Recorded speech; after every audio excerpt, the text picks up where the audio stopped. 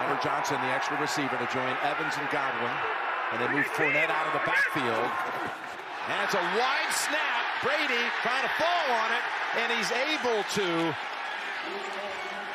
My goodness, there was years ago a season opening game in New England where something very similar happened. Buffalo got a takeaway against Brady in the first play of the game and scored a touchdown.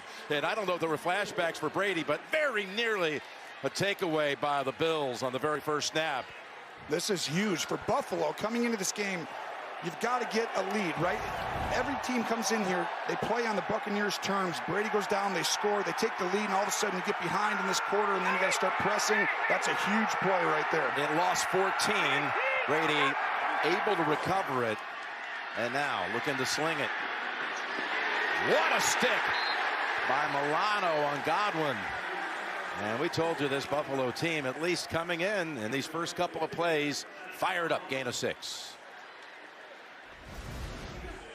Here's the Buccaneer offensive line. Brian Jensen, the center. That snap getting away from them on that first play of the game. Smith and Wirfs, the tackles, they've been solid.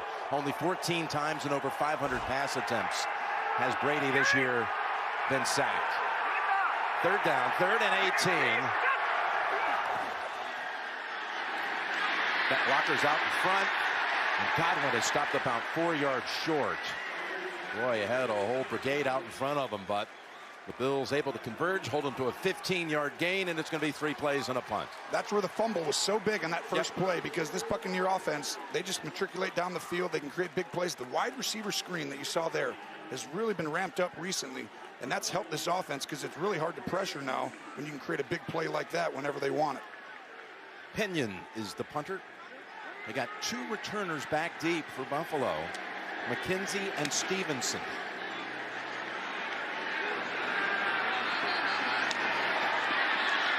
It's the rookie Stevenson. And he has 3 bucks on him right away, including Grant Stewart. 55-yard punt. Great job by Pinion for the Buccaneers. And here comes Josh Allen. His numbers, again, they are just super. Over 3,000 yards passing, over 400 yards rushing. And again, his conference call with us yesterday telling us we're such a better team than this, what he called sort of a 7-game skid, whatever you want to call it, he said. They've gone loss, win, loss, win, loss, win, loss. That's 3 and 4. Singletary, the starting running back. They have Moss inactive for the game. And they'll get it to Singletary right away. And they only pick up a yard. That's Dean coming in on him quickly. The offense for the Bills. What are you looking for out of them today, Tony? Well, I think the biggest thing, you talked about this team being good. They're better than good. This team is really good. They just haven't won in a couple of the critical areas and critical points. And really, Josh Allen is having a fantastic year, but everyone sees a record. But Sean McDermott, this defense is phenomenal. You saw it in the first drive, Jim. This is strength versus strength. That defense was Tampa's right. But this offense is loaded, and you're going to see them change up a few things today. Here's a 2nd and 9. Got an open man at Singletary. He's got another catch. He's got a first down. The Bucs defense, Todd Bowles, just really good against the run. They came into the week just 1 yard more allowed than what the Ravens had. So they came in as the 2nd best rush defense. They've led the league the last 2 years. In the secondary with Murphy Bunting, Davis back up. It's been a mixed bag for them because of injuries this year. And they've got Whitehead inactive today because of a calf injury, the free safety. Todd Bowles done an incredible job with all the corners being out and being able to protect them. Different kind of blitzes you see here. 1st and 10. Pass batted incomplete. That was Adams coming up from the secondary. And he got a hand on it. Adams, 26, going to blitz off the edge. Comes flying in. 2 guys, only 1 blocker. Got to navigate it right there. Josh just doesn't get it up high enough. At this point, Josh thinking, do I catch it? What do I do? Let it go. Let it go. Let it go. That was the best decision, no doubt. Let it go. No fun catching your own passes when you're an NFL quarterback. No, it isn't. Not a good thing. Very few good things happen from that. 2nd and 10. 3 plays, all of them The pass plays in the direction of Singletary. Pressure, no chance. Allen with 4 Buccaneers all over him, including Adams coming up again, along with Shaq Barrett. Josh Allen just gets fooled on the right side. You'll see the blitz coming off the edge. These two guys, watch how many guys can block them. Only one blocker, miscommunication. Really, that's a rookie right tackle there. And the difference, honestly, that's not Josh Allen's fault. The communication, Brown didn't get out on it. They didn't communicate. You know why, Jim? Because these fans right here, they got really loud. They didn't allow him to communicate all the way down through the line. Richard Sherman takes the field, coming off of IR. And here's Allen dumping it off at the last moment before he went down. And it's Singletary. And again, look at all the helmets that are on the football to end that series after 1 first down picked up by Buffalo. Gain of 12, and out will come the punter. This is going to be a great game. I mean, if you're a fan of football, you've got 2 dominant defenses, one against the run. The Bills are dominant in all areas. I mean, they are unbelievable against the pass. They don't give up big plays. But this, you know, Buccaneers front 7 is as good as we've seen in a while in the NFL, and they've done it week in, week out. It's going to be the quarterback making plays, Jim, and not turn the ball over. The punter. Driving it back to Darden at the 23. And a little seam to jump ahead to about the 33. 10-yard run back after a 44-yard punt. Buffalo and Tampa Bay underway. Sideline, but it was a brutal shot to the side of the knee for the 11-year veteran, who's made quite a career of himself being an ultimate teammate, backup running back, but primarily special teamer. So, second possession coming up for the Bucs.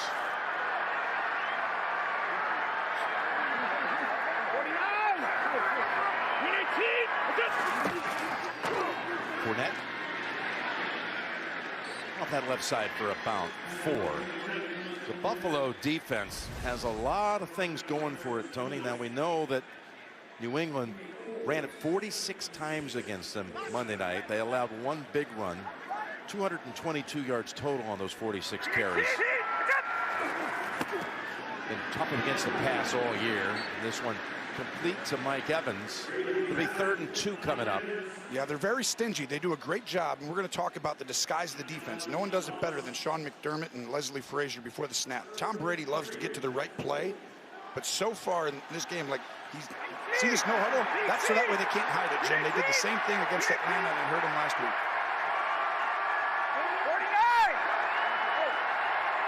Brady so tough. Sees the opening in the defense. And just 3rd and 2. He's got it. First down at the 48. That is Godwin with yet another catch. And let's get back to kind of your breakdown of the game with the Romo report. Well, you got to change the picture. Buffalo Bills defense. The Buccaneers, they take what they give you. Tom knows where the weakness is in every defense. Bills disguise, disguise, disguise. You'll see these safeties over and over again on the outside. They're going to move around. He'll be here, and then he'll move right at the snap. He's here. He's going to move. First down. Got the time and tried to connect with Fournette. Incomplete. Milano in the coverage. So a guy like Tom Brady basically is like the best coach on the field ever, right? Because he knows as much as any coach in the league on the offensive side of the ball, and he knows what your defense are trying. So he knows the weakness in cover 1, 3, 4. So all he needs to do is know what you're in, and then his eyes start there. And if you can disguise that, he may not be able to start his eyes in the right spot. And Leslie Frazier has a plan for that today. Here's a 2nd and 10. Takes a little something off of it, and they're going to have a flag as Evans was the target. And it's going to be against the Bills secondary at about the 42-yard line. Prior to the pass, holding, defense, number 21. 5-yard penalty, automatic, first down. Hoyer call on the hold. You had 24 right there. You see the hold, yep. It's going to get called every time. And here's why Tom, he's looking for this safety. What's he doing? Because if he sees him come down, you run right over the top of him. Boom. The more you can disguise that, Jim, the later he'll get to that spot. That was on Johnson. And it's Fournette. Look at Fournette go. Hides The only guy that can stop him, but does not. Shoves him into the end zone. Touchdown, Tampa Bay. Well, you want to know what the problem with disguising the safeties, Jim? They're going to be late to fit in the gap. Now you have one less guy who's down there. You're trying not to give up the big plays in the run game. The weakness is the run. The weakness in disguise is the run defense, and you see right there, the problems still continue. The Colts, the Patriots, and now early in the game, very similar to the Patriots last week, a long run. How about a 47-yard run is what it is. Longest of the season by a bunch. 28 had been the long for Fournette before that one. That's the first rush touchdown for Tampa Bay of 30 yards or longer. Just any kind of rush, not just a touchdown. First 30-yard carry was 47 to be exact, and a touchdown. 47 yards, his longest run as a Buck. 67 yards. They take it in 5 plays.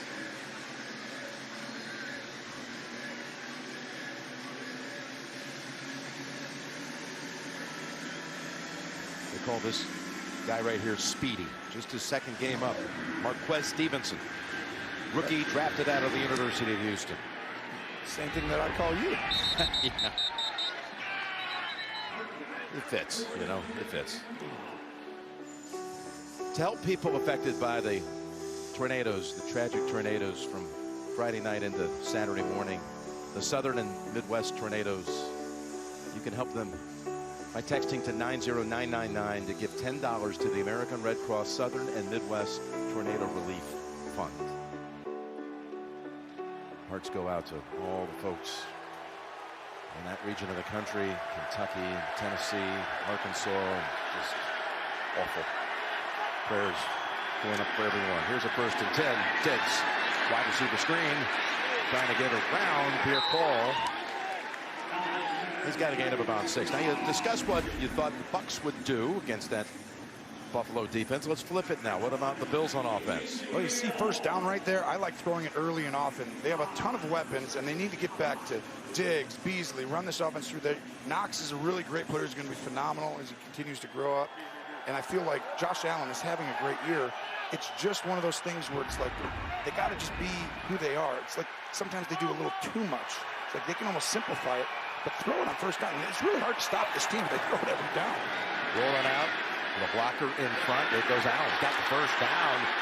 Run over's a defender and out to the 44.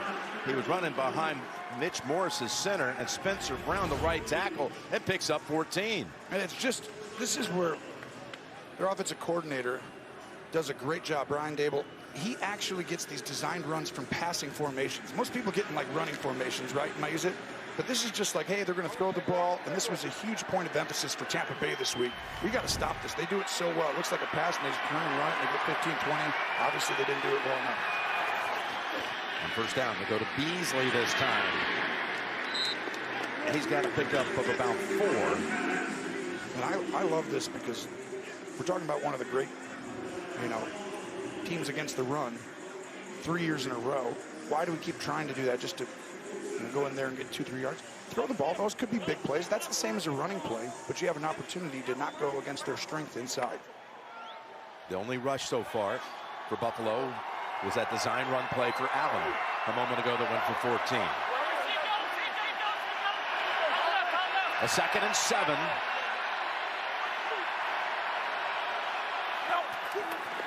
Pressure coming from the edge.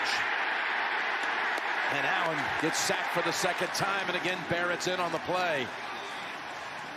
Now, this Shaquille Barrett is unbelievable, Jim. I mean, this is an undrafted player in Denver for 5 years as he beats Brown around the edge with that speed. Since they've got the last 2.5 years, Jim, he's got 35 sacks, now 36.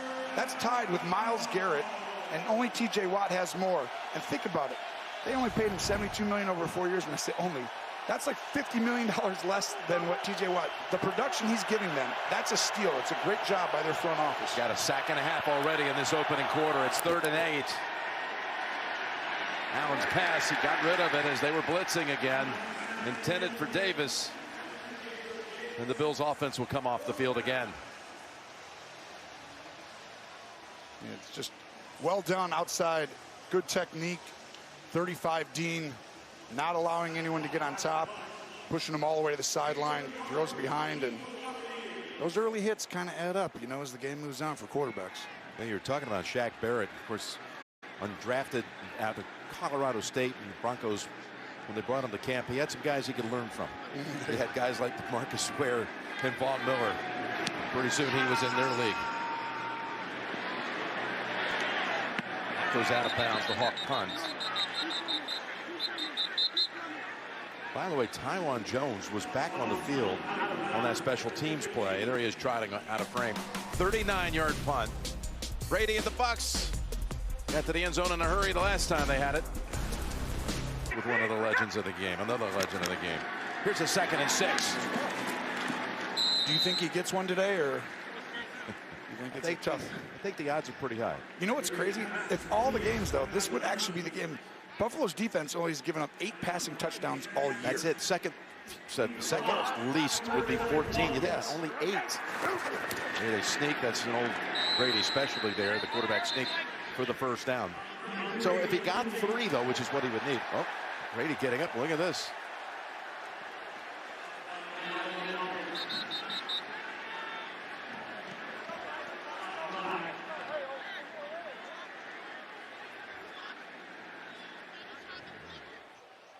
So I'm getting fired up early in this game. I don't see the flag on the field. I'm looking for one. I didn't like this at all. Oh, yeah. I think Hughes is the guy he wanted to be mad at, not Addison. No, it was actually Ed Oliver, not Oliver. 1st and 10.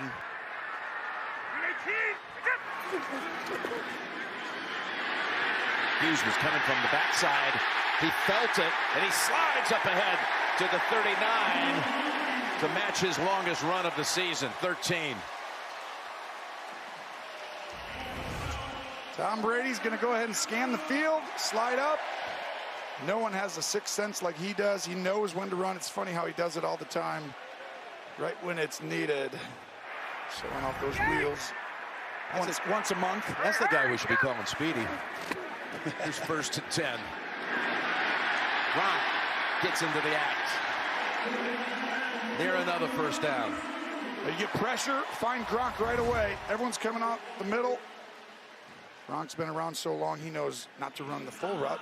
Make it go quickly right there. Fournette, who's turned into a really good 3-down back. When he first got here, he was really a 1st and 2nd down guy. Here he is on 2nd down. Just needed a foot for the 1st, and he's got it with a little to spare. You see how Tampa's going no huddle here. This has really been a big thing. They've gone no huddle plenty of times before, but they're actually making this a focal point. They're doing it really early in games. 2nd drive today. Same thing Atlanta last week. A little success in some of these teams trying to, hide it. But Byron Leftwich right there, done a great job morphing this team into who they are, and they're getting better and better if that's possible. Bring in Ronald Jones at running back for Fournette.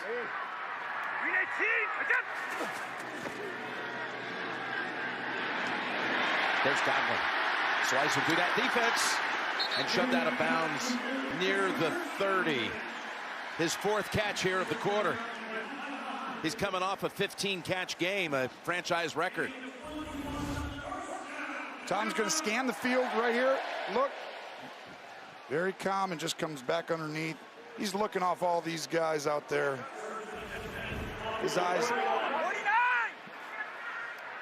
Godwin last week against Atlanta, 15 for 143. Time for Tom to go long to Gronk. Knocked down at the last moment. Well played by Jordan Poyer. Poyer's having an excellent year. 5 interceptions. No one wants to go one-on-one down the field with Gronk.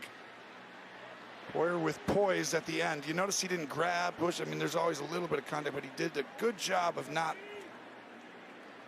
And then he had to turn around. You see how he turned around, Jim? If you don't turn around, it's pass interference. That's pass interference. He did a perfect job of that turning around. Just the right moment. That's like good coaching and good, technique by the player understanding that. 2nd and 10. Linda. There's a blitz. Picked up again. Johnson with the catch.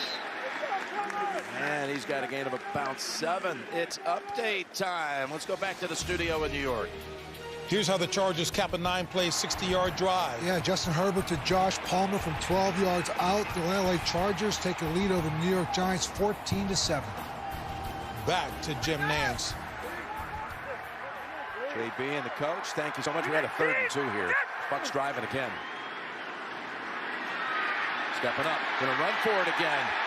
Bucks heads and reaches across for the necessary yardage and a new set of downs. Made a little move there at the end against Obata to pick up the first, his 3rd rushing first down of the quarter. Watch this. Go run through this. This is what makes Brady amazing. This guy's going to get him, but look at this little instinctful move right there. He got his leverage going that way just by looking and making his body leverage. Tom does that in the pocket all day long. That's the same thing he does to move people with his eyes because he's slow, right? He can't actually make someone miss. It's because he uses his eyes and his body weight. Here's a first down throw out of the backfield before net. Down the sideline and diving down near the 3-yard line and a block up ahead for him by Godwin to help that go for about 16. Godwin took out a couple of defenders. I mean, Godwin looked like the water boy on that one. If you watch this play, Godwin's going to literally go up and block 2 different guys, and to have star receivers who are willing to do the dirty work, that can separate you. Well done. Bucks, they've been dominant in the first quarter at home, going back over the last 9 games. They got the 7-0 edge after 1 here. Yes is sponsored by Experian, where you Start the second quarter. Numbers dominated by Tampa Bay through the first 15 minutes. I actually thought this was going to be the key to the game, right? You got red zone defense. The Bills are 4th. They're incredible. Red zone offense. The Buccaneers are incredible. I thought this right here was going to be the key, whether or not Buffalo could hold them to 3. Brady in at the end zone, stepping up again, and he's sacked for the first time in this game. Really well-coached Buffalo Bills defense. Sean McDermott, one of the great defensive minds, adds Leslie Frazier. Together, they're very difficult to deal with. Anku. Eli Anku is the one who took Brady down. Tom rushing in that first quarter for 3 first downs. His first time he's done that in a quarter in 10 years. 2 scrambles and then that sneak on 3rd and 1 as well. They bring Grunt near outside, bottom of your screen. Hand it off to Fournette. They stuff him at the line, Tony. Your point about this Buffalo red zone defense. Can they get through this next play? 3rd and goal from 5 yards out. But watch this. This is what Tom's looking at. If he's one-on-one, he's going to throw a fade. Buffalo decides to double team him. Tom can hand it off or throw it. He sees that. You get the numbers. If Buffalo can do that in this game, Jim, they're going to force you to hand the ball off, and you got to play well up front. Leslie Frazier's team needing a stop right here. 3rd and goal for Tampa Bay. Rushed, throwing, back to the end zone, incomplete. And there it is, Buffalo with that stingy defense. That was huge. That gives your team a chance. Very hard to do against Tampa, especially at home.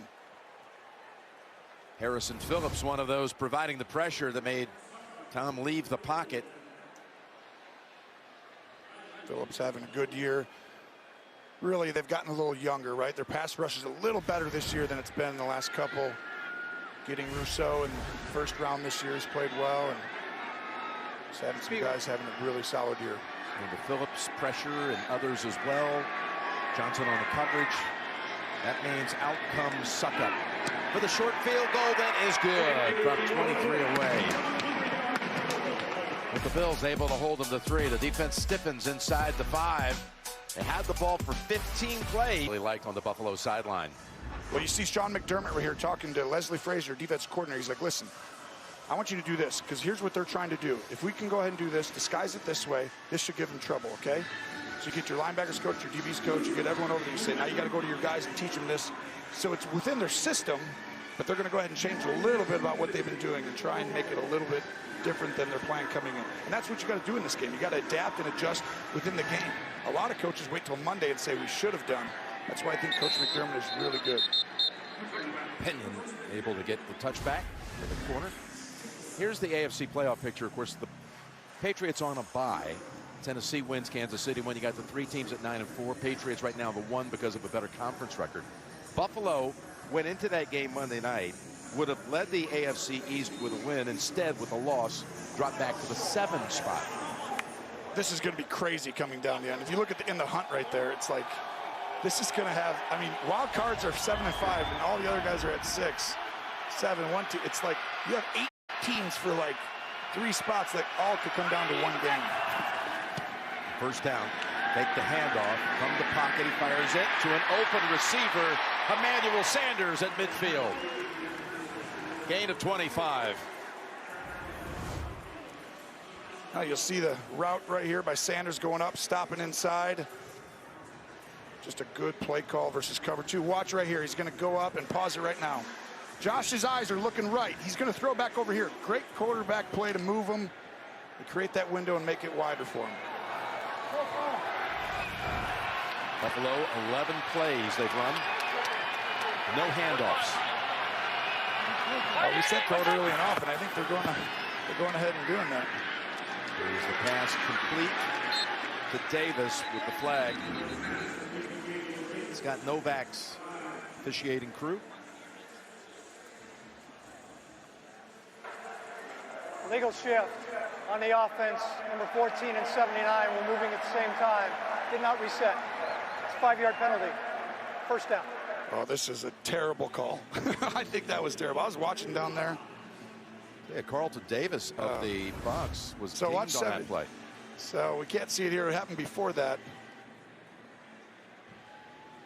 But what happens is 14 comes in motion. You can't have 2 people moving.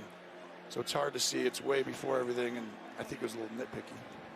Here's Carlton Davis, I mentioned, shaken up on that last play. He was over there on the Buffalo sideline, and then training staff comes over to escort him back to the Buccaneers sideline. Davis, who's had injuries this year, and big part of that secondary, they need him. Football's iconic show Inside the NFL is streaming Tuesdays at 9:30 on Paramount Plus. I was in the company of Rondé Barber a week ago. He's the tournament chairman of the PGA Tour stop here, the Valspar Championship. Of course, the legendary Buck that he was. Knows a thing too about playing corner. Yes, and he said does. Carlton Davis, who's a 4th-year player, had high regard for him. I like him too. I think he's right. Barber obviously knows, one of the great DBs. He was crafty. He knew the game well. Great instincts. He had it all. Ross Cockrell comes in for Davis as it's a 1st and 15 for the Bills. Pass complete. What a catch. Down to the 30 goes Diggs. They've had now 2 25-yard pass plays on this drive. This is just Josh Allen being Josh Allen. Right here. He's in that pocket. He's already letting go. Look at that. He's going to throw this in route. Hasn't even cut yet. The anticipation and then the gun to be able to be that accurate. That's why you have yourselves a franchise quarterback, and the Bills are going to be good for a long time because of him, Jim. And you have yourself one of the best receivers in the game. Actually went for 24 to Diggs. McKenzie, one of those lined up in the backfield. Allen looks up ahead. He's got Davis at the 20. Down to the 10. We've already talked on this drive twice about Josh Allen's eyes and his ability to move defenders. This was outstanding. Watch, he's going to look right. Here's throwing the flat. All of a sudden, right there, 45 gets out of position, and White didn't have a chance because I'm not supposed to be way out there. Andy looked really low. He was going to throw a flat route. It's right at the 10, so it's 1st and goal. 3 pass plays for over 20 yards on this drive alone. Knox moving around now. The tight end has got 7 touchdown catches this season. Allen in traffic. Will get knocked back for a 3-yard loss. Really prepared that time. Levante David, they were ready for this. You'll see 54 David move over. You see Golston, the D lineman, move over right before the snap. They were prepared for that. This is one of those red zone. This is the point of emphasis for me. This is why the Bills are not, 10-2 right now. They're just not quite as dominant in the red zone as I think they could be. You know, and I think they need to get back to some of their simple stuff, the stuff they really love, those players they really know can make it happen. 2nd and goal. Gonna keep it, gonna take off, gonna fight for every inch down to about the 2 before Winfield collides with him. He's gonna look for Sanders. Cockrell does a good job guarding him, and then Allen uses his legs and shows off. Yeah, he's the only quarterback in the league, Jim, with over 400 rushing yards and 3,000 passing yards. It's really a testament to his overall ability. They're 3 yards out, we'll call it. 3rd and goal. Yeah, you got 54. Yeah.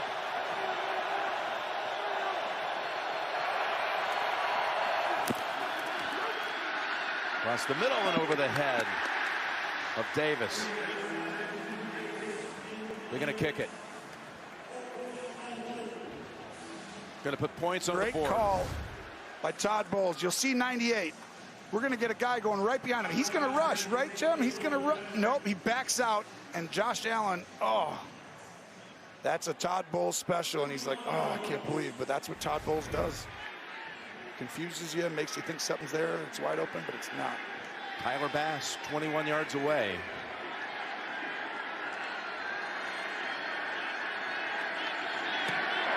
And the Bills put up 3. They got 3 big pass plays to get him down eventually to the 3.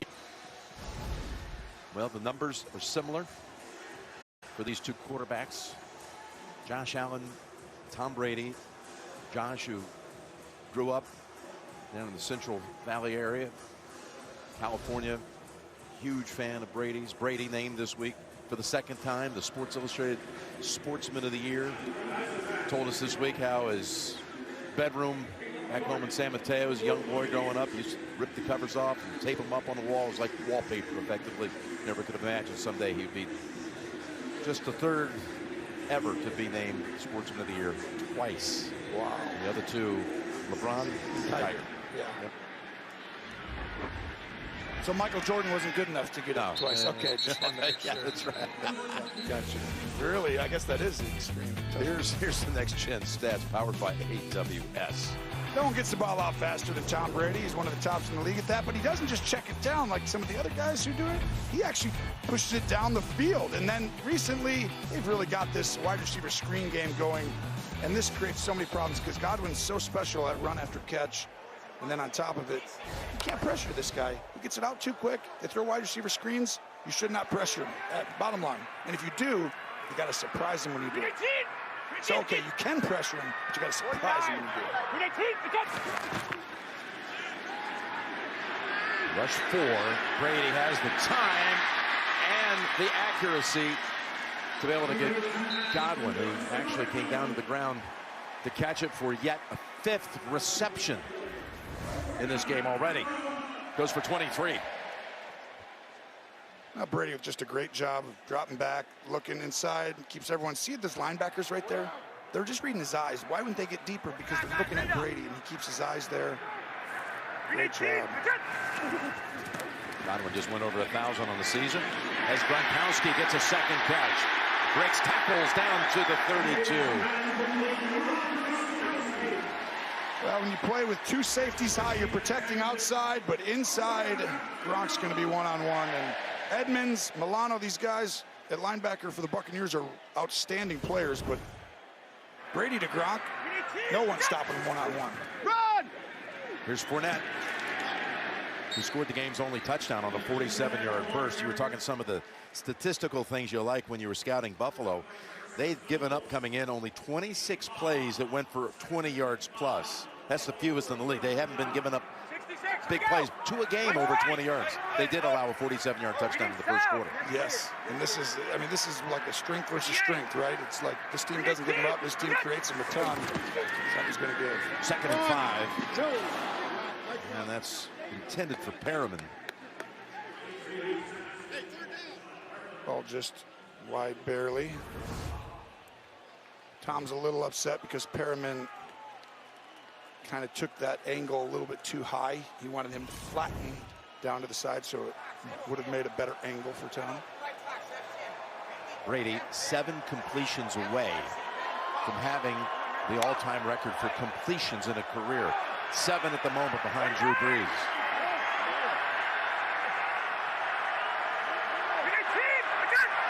Third and 5. And that's knocked away by Jackson, who is furious for the flag as he was trying to shut off Gronkowski from another catch. Yeah, and Jackson, I thought, did a really good job of pass walling off. interference, defense, number 30. Ball be placed as part of the foul. Automatic, first down. That left hand, you can't, if he wouldn't have grabbed with that left arm, put it over his shoulder, he would have been okay. That is pass interference. That's going to get called. He looks at the replay. He still doesn't see it, Tony. Well, it's the poise at the end, right? When the ball's in the air, you could see the receiver's eyes. They get big. It's coming in. Then you get nervous a little bit, like, oh, I don't want him to catch it. That's where the poise and the coaching comes in. You're like, nope, stay calm. I'm in position. He's got to do something crazy to catch this. It's an 11-yard penalty. Back in the red zone for the Bucs. And out of the backfield, Fournette. And that's Jackson, who just got flagged, coming up and chopping Fournette after a pickup of about 5. 2nd and 5 coming up from the 13. Boy, has Fournette come on. Pickup last season, start here in the Super Bowl against Kansas City. Had a big game. Big game Lenny, they call him. And he has. When you put him in some situations, he knows how to step up. Had a 4-touchdown game recently against the Colts. Already got the touchdown today.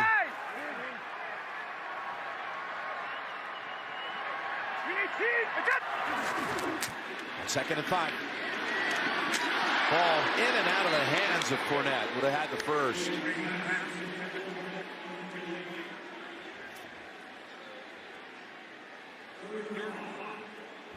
The ball just comes up on him. This is Brady looking high, comes down underneath. Fournette knew he was going to take a big shot there. And Hugh Edmonds was waiting for him, and Tom's, wow, it happens. 3rd and 5. 2 straight red zone stands for Buffalo. That's the key to the game. I thought coming in was that part of it as much as the disguise. So we're going to find out. This is a big. Went to the end zone, and it's pulled down. What a catch. Mike Evans. Oh, my goodness. He just rose the ladder and went up over. And Micah Hyde, who's having an outstanding year this year as well. These safeties are really tough to go against. Had a perfect angle, but this ball, only someone like Brady and Evans can this actually be caught. Brady takes a shot right when he throws it and still puts it 1 inch, 2 inches over Hyde's hands where only Evans could get it. Oh, how do you defend that? I mean, that was like getting a stop, but sorry, that was Evans and Brady. And Mike Evans now with 9 touchdowns in his last 5 home games. That's 699, by the way, for Tom, all-time, regular and post. Evans won't make the same mistake this time if he catches another one for number 700. He gave this one away, but not the next one if there is one. I can promise you that. Jim, that Tom, since he's joined the Bucs, has 53 touchdowns and no interceptions in the red zone. I mean, that is an absurd stat. Since he's been here, 53 touchdowns, no picks that doesn't include in the red zone. What about postseason, too? Oh, yeah. 60 touchdowns and no picks. That's a quarterback you should go get. Stevenson.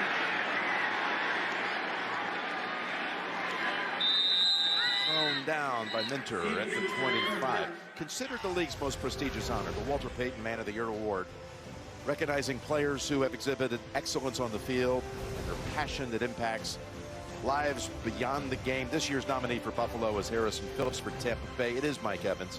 The NFL Man of the Year will be announced Super Bowl week at NFL Honors Thursday, February 10th. You can learn about all of this year's nominees by visiting NFL.com/Man of the Year. Well done, Phillips and Evans.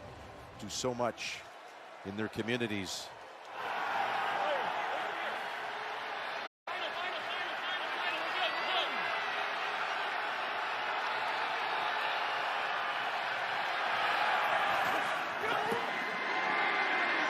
blitz. Allen was able to step up away from it, pick up 9 to Knox, so we go down to Tracy. Well, Jim, this is the 3rd straight year Mike Evans is nominated for the Walter Payton Man of the Year award, and no surprise with all he does for his community and for his hometown of Galveston, Texas, through the Mike Evans Family Foundation, and that includes donations to the Ball High basketball team, which he played on. He helped them come here, play a tournament, and they are in the stands, as you can see today. His coach, who he played for, on hand as well. Just a tremendous athlete, but also a tremendous person. Really the real deal. He's done so much for Galveston. So cool to see his high school being honored and represented here today as McKenzie gets the first down coming out of the backfield. Yeah, you see Carlton Davis there back on the field for the Bucks. They checked to see if there was any kind of head injury. Went through the protocols on the sideline. He checked out fine. He's back in. The injuries they've had this year in that secondary. I mean, Bruce Arians, Todd Bowles, to be able to do what they've done on defense, it's truly remarkable. I mean, they've been just decimated. They just kept coming and coming, and all of a sudden you look up and you're like, no, we're just fine. First down. Another blitz, and it's White. Devin White jumps right on top of Josh Allen. He got past Matt Breida. There's one of the best blitzing linebackers in the league, and he does a great job. These running backs, when they come in, they really don't have much of a chance. I mean, he literally, Jim, as you see 22, Breida just late there, the speed of White, but he hits the quarterback like 30% of the time when he blitzes, which is like, it should be like 6% or 2%. He's got a sack and a half today. That's 3 sacks overall by the Buccaneers. And you see all the different guys blitzing, and it just creates confusion. 2nd and 17. And again, Josh Allen is just under pressure every drop back. This time Barrett was applying the heat. Now you got a stunt here. Sue's going to go outside. He's going to come inside. And there he's supposed to pass it off, and Darrell Williams is just too late. And each one of these plays just makes things more difficult for Josh Allen on the road. Cinco. One guy's getting time, the other one's not today. We're out there. Big difference. I'm with you. 3rd and 17. To Knox. Trying to get past one defender, but unable to. Winfield held his ground. 6-yard pickup. Another pressure. Got to throw into it because they're going to break you down, and they kind of rally and tackle, and they've been doing that. That's protecting the secondary. And these guys keep getting healthier for Tampa. I mean, Jim, if you have to go through Tampa, come down here in the playoffs, if they're the 1 seed, it's going to be really difficult for anyone. I mean, the 1 seed this year is huge. On both sides, both conferences. Yes. Right now they're in the mix with Arizona on top, Green Bay, and Tampa Bay. I mean, to me, it's big every year, but when you have quarterbacks who literally can get to the right play all the time, that just makes it twice as difficult to go into their stadium and win. Solid. It's usually like parents that do that for their 2 sons, right? And they're going to a game. It's like, okay, I love you both the same. First down. Brady finds Gronkowski. Milano calls on some fellow defenders to help end it at about the 45. Pick up a 16. Gronk now 3 for 43. Brady's pocket presence here, just, you know, nothing's underrated about him, but one of the great attributes, the ability to sense where people are around him and slide and reset the pocket and then find the check down.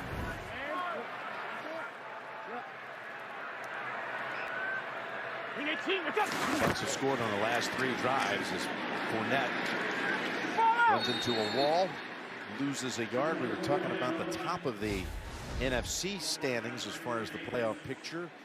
There's Arizona at 1, Green Bay 2. Again, conference record could be in the end a tiebreaker. Right now, conference record, Arizona and Green Bay have 2 losses. Tampa Bay has 3. in conference play if it comes down to that in the end. So if you pictured all of them at 13-4, right? Yep. Then all of a sudden it would That's the tiebreaker. That's the tiebreaker. And right now Arizona, you said, is up. They and Green Bay both two. Here is Godwin. Of course, Green Bay has the head-to-head over Arizona. Godwin feasting again. Gronkowski threw a block for him. Gain of 13. Well, you see the off coverage there? That just means Tom Brady goes, hey, let's go with 14. What's that? Well, it means wide receiver screen to number 14. Yeah. And so he just looks out there and sees. Now they're pressed, right? Now you can't throw them unless, now they bailed off. He could. He's not going to do it back-to-back plays, but that's what he's looking for in these. There's a pass away from the defenders. Something that Godwin can field for another catch. His 7th as we approach the 2-minute warning. He targets Godwin a lot, especially on 3rd down and in the red zone. Great catch there. Brady 2 completions away from the grand slam of quarterback stats, if you will, as Fournette takes it inside the 30. He's already got the mark for wins, yards, and touchdowns. The completion record's going to fall maybe before the end of the half. Well, or you can ask me. I mean, Brady has 35 after the one to Evans earlier in this quarter. Verizon halftime report is coming up. JB, Phil, Nate Boomer, Coach Cowher. Scores and highlights and recaps of the early games, the latest on the afternoon set. Here we go, 2 minutes, just inside of it to go. Bucks driving, yet again, Fournette trying to hurdle. And Johnson had hold of him by the ankle, and they hold him to a gain of about 1. Hey, Surrey, is Tom going to throw a touchdown here? Well, if he did, again, it'd be 700. Wouldn't it be fitting if it ended up going to Gronk? Would be fitting. They've only connected 90 times all time. Timeout called by Buffalo. Timeout to go in the half. It's a 2nd and 8 coming up from the 28. 272 yards of offense by the Bucks. We need cheat! 49. We need cheat! It's Gronk. And that's Edmonds able to tackle alone, which is a rarity in this league. Yeah, this is sound defense right here. Johnson takes the outside leverage, forces him back inside. Edmonds comes flying in. We'll be back in 30 seconds. Timeout Buffalo. After this from Progressive Insurance. We are here. For new homeowners, a football game can really bring out the parent. The 3rd quarter kick. We've used a couple of timeouts here trying to see if they get a chance to have the football in the closing seconds. Minute and a half of the first half. Got a 3rd and 3 here for the Bucks. Bernard is the running back. 49. Got 58. We need cheat! Blitzing. Brady has to launch it. And Evans catches it. Oh, how about that pass play? Down to the 2. I don't think you want to know how early Tom Brady threw this ball. He's got the completion record, career, with that one. Look at the feet they're in. He's got the completion record. There it is. Goes for 20 yards.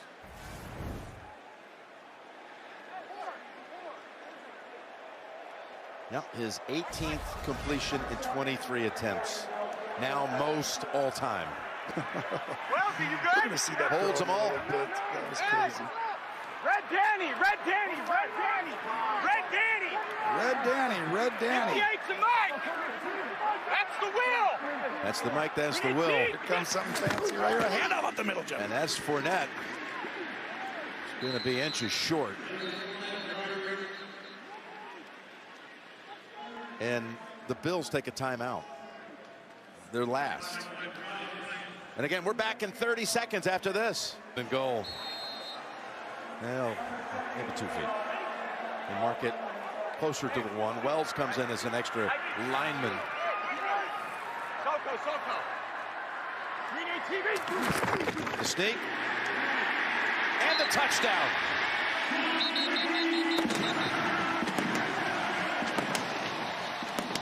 Oh, whoa. The second time on a sneak. There's been a scuffle after.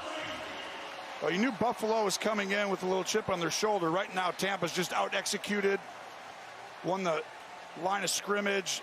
They've blitzed and created a lot of pressure. Brady's handled his side. But this is why I think home field advantage matters so much, because he's able to get to the right play. But watch this at the end here. I think you're going to see the chippiness right there. Tom's getting upset because sometimes you get that late shot on somebody down in there that no one sees. Right there. And one more, too. Just a little shove at the end. But he's got a touchdown, and he's done some things by running the football in this game today. Yeah, well, right down inside there, they try and knock the ball out, right, with their fist and everything. And sometimes they catch you a little too low. If you miss. But sometimes it can be a swing and a miss. Suck up. I say he's running the football. That goes as a first down and a touchdown. That's 4 first downs. The rush touchdown for Brady, his second of the season. And the lead now swells to 21.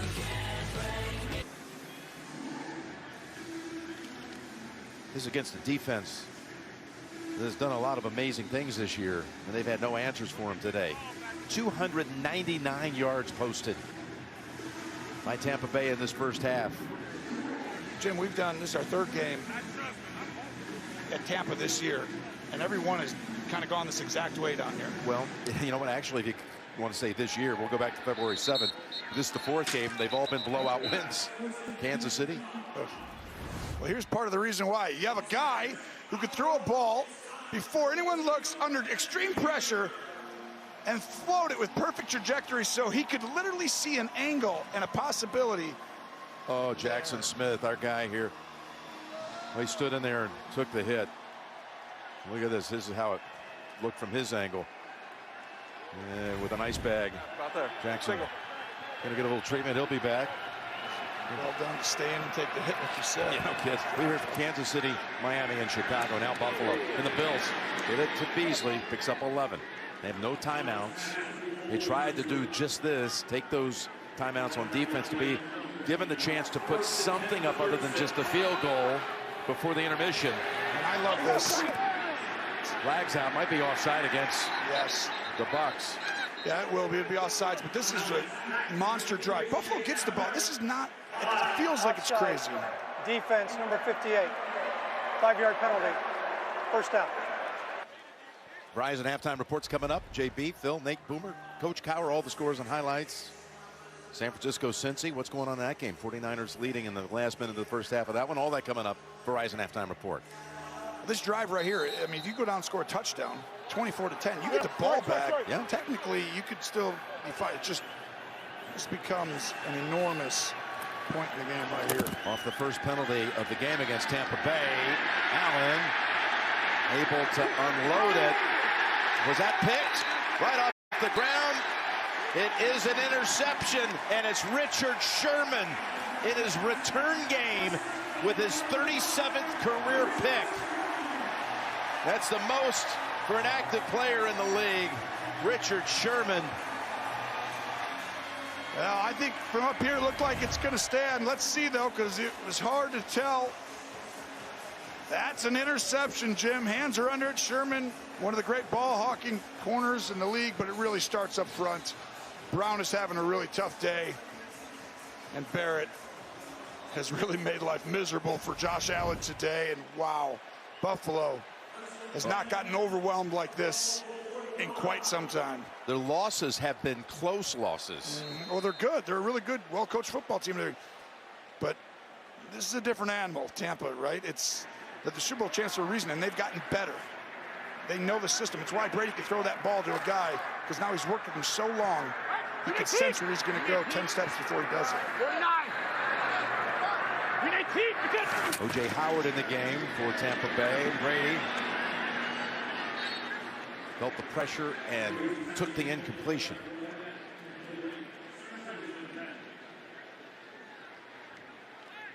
Well, as they were racing toward the goal line, and that pass that he lofted amazingly to Evans, this is what we were talking about, the career grand slam. And he said, of course, to us, the one thing he cares about is that first one, wins. What it's all about, period. He plays the game. 49! I think he's decent at wins, too. You know? Not bad. Got a few. Here's Fournette. Do you ever think it's anybody get the grand slam? No, I mean, he's obviously gone to a different sport. He's already won them in football, so maybe Tiger, Jack Nicklaus, they're in the... Hogan, Saracen player, become the sixth. That joke will only work for about 4% of the people out there, so sorry to the other 96%. But when you're hitting balls, you're dreaming the same thing. So, 3rd and 5 will be coming up. To me, those two plays you just watched is a microcosm, a different way. The Bills get good pressure on first down, and he throws it away. Bruce Arians has done a phenomenal job getting this team, but he throws the ball away, right, on first down, doesn't get a sack, doesn't make it a minus space. They blitz him on 2nd down. He just gets the ball out right to where the pressure's coming. He sees it coming. Now it's 3rd and 5. So if they go ahead and score on this drive at all or get a first down, no one ever remembers the throwaway on first down instead of taking the sack. Just because he could feel himself, and that was the right decision and the right play at the right time. Alert, alert. Brings back Bernard. Quiet. Alert. Quiet. Quiet. You're up 58. Directing traffic before the snap. Here they come. Incomplete.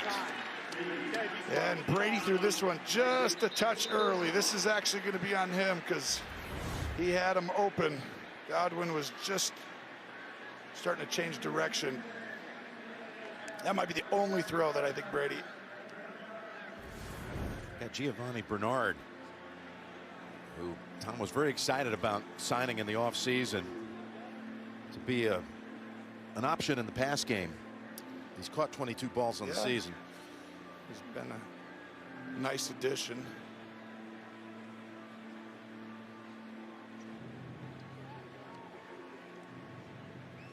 The job Bruce Arians has done, you know, last year making this team. I mean, he talked about, remember, thinking this would be the year of the Super Bowl. It just, you know, last year he didn't think that maybe with Gronk getting back acclimated, Fournette coming late. First season, no off season. You're right. We'll be right back. Comes over to lend a little support.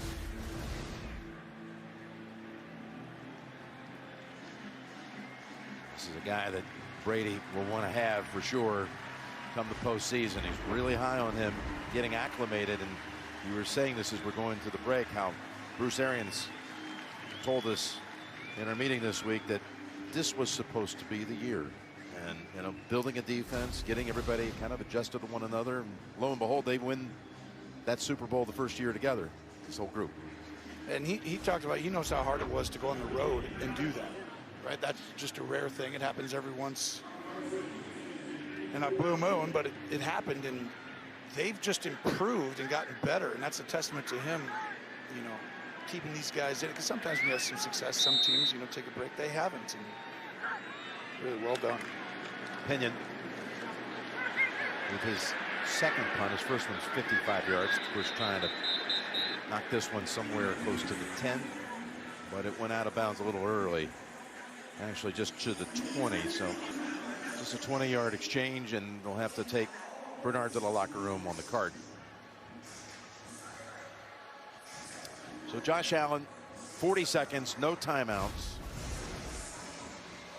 How about they've not had a running back carry the football? It's been 30 years since a team did not have a rush by a running back in the first half of a game.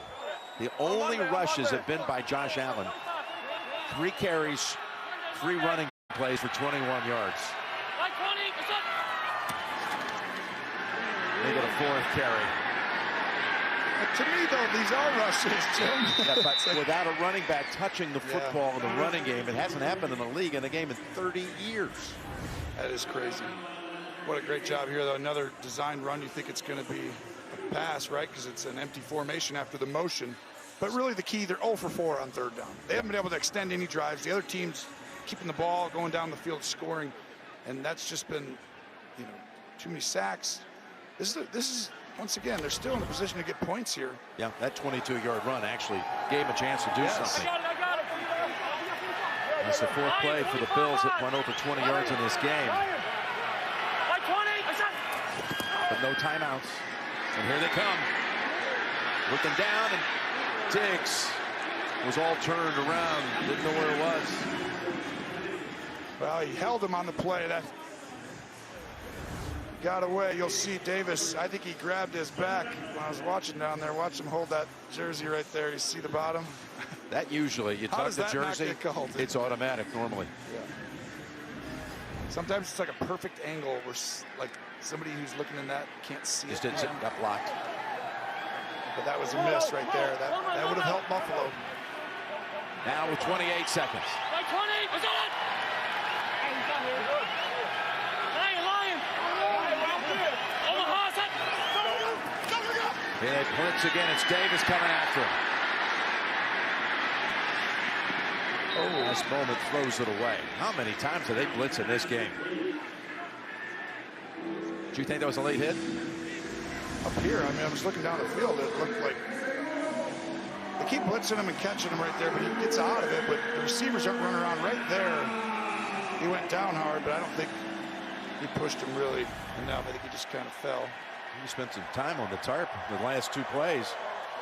Well, the pressure package right now, this first half, has been outstanding by Todd Bowles. He's consistently confused, you know, this offensive system right now, and he's confused the offensive lineman. He's gotten Josh Allen once or twice. It's just the receiver didn't look once. Here, Paul was across quickly. There's a lot of calls here. Delay of game, offsides. Which one are they going with?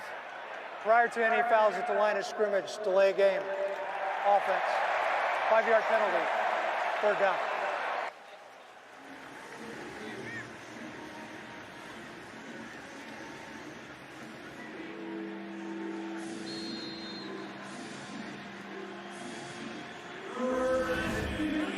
Here you go, right there. He jumps off sides, but they're saying the clock got to 0 right before that, which is smart by Ball, right? If it's going to go 1-0, you should just go. He was timing it.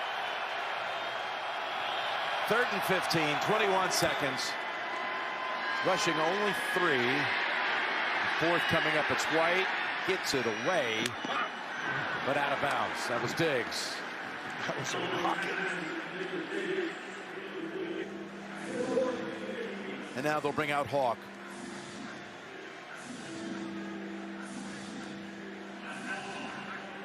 Well, a very disappointing first half for Bills fans. What an unbelievable half for Tampa Bay. And this is not the other teams we were here for, right? This is not going against Chicago or the Dolphins, who at that time were not playing very well. This is against a team who actually has steamrolled 7 of their opponents, and they've lost 5. I get it, but this is a team last year that was dominant. They're good. Impressive what Tampa Bay just did in this half. Over 300 yards of offense in the half. Hawks going to have a nice punt here to put on the ledger. With 1 second to go, 61 yards. And Todd Bowles telling us this week his team is defined by its grit and toughness. We've seen that. You look at what he does as far as a scheme and some of the influences in his career. Mike Nolan, Mike Zimmer, Coach Fazio, Chuck Pagano. I think he's the next head coach right there you should be looking for. Todd Bowles has already been it, but I thought he did a really good job, you know, when he was with the Jets. And now I think you're looking at a guy who's very prepared, very well, like he just does a great job with his communication, and his scheme is difficult to deal with. He's going to be successful wherever he's at. He's going to get a job, I think, next year. You know, sometimes it's difficult after you just had one, you know, for teams to get, but it's, you gotta understand he's too good, honestly. Sometimes that second go-around, too, is a big different story. Yeah, a guy named Bill Belichick had a second go-around, didn't he? That worked out all right. Yeah. Bruce Arians, Todd Bowles, Tom Brady.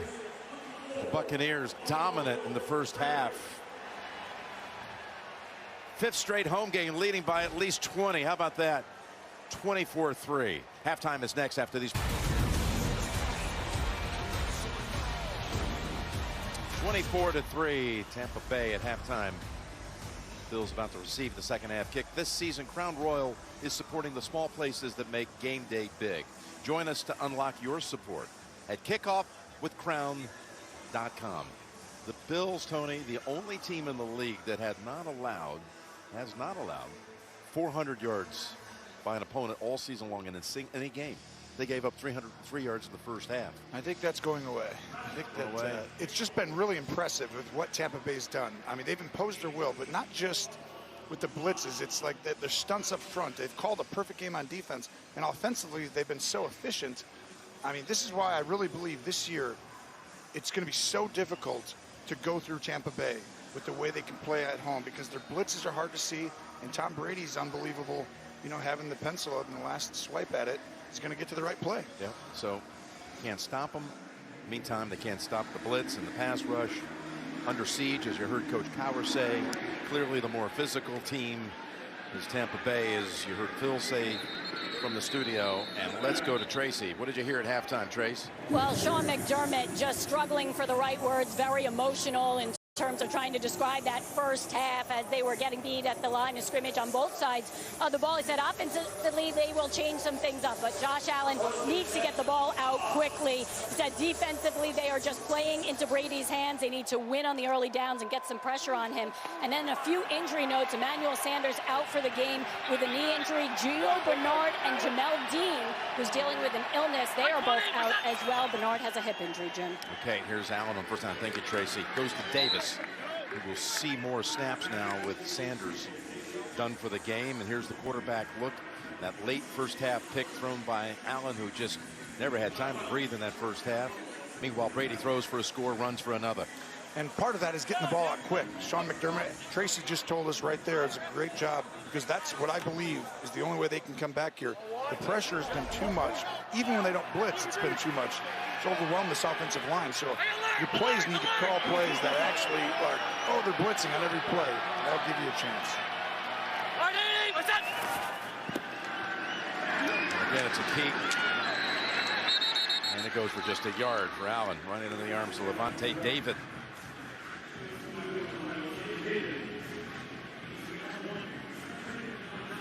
Well, you know, it's the #1 rush defense. Yeah, they were a yard behind the Ravens on the season. That's all coming in, but had been the last 2 years. And again, you go that first half, the running back position never carried the football.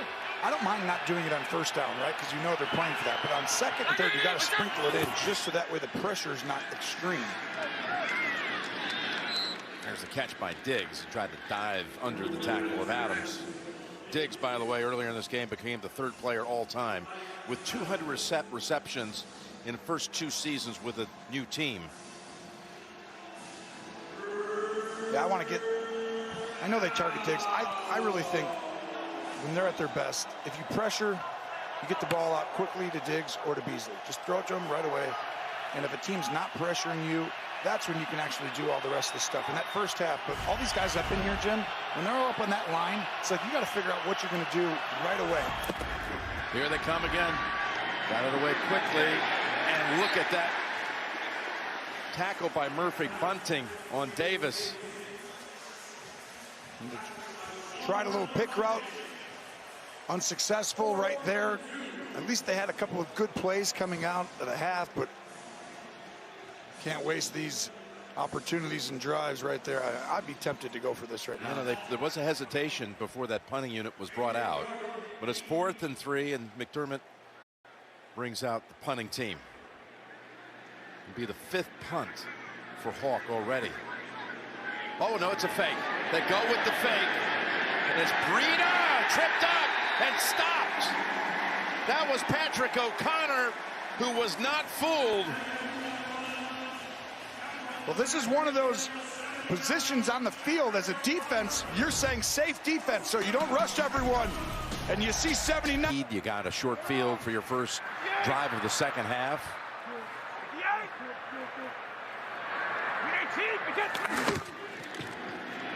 There's Fournette. Miles ahead to the 39. So the fake punt didn't fool him. And Matt Breida, oddly enough, the first official rush by a running back was that one, was the fake punt. Good one there. You're talking about Brady here in the second half. They're going to stick with what they do. You see how they just got up on the ball again? It's not going to be, they're not one of these teams. And Tom's not one of the quarterbacks who's like, okay, now we got to just do nothing but beat clock. And that was one of the worst throws I've seen Brady make. Try to go back to Gronkowski. It's almost like the ball slipped out of his hands because he's wide open. Of course, Gronkowski grew up in the Buffalo area. Great interview with Boomer on the NFL Today.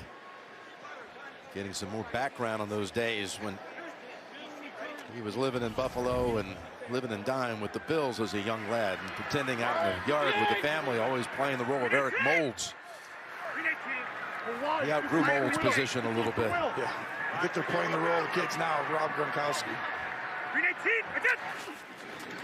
3rd and 8. They go to Brate now, Cameron Brate. He's found 2 yards short of the first where they'll spot it. Pickup of 7. And they'll go for it. They're going to bring Gronkowski back into the huddle.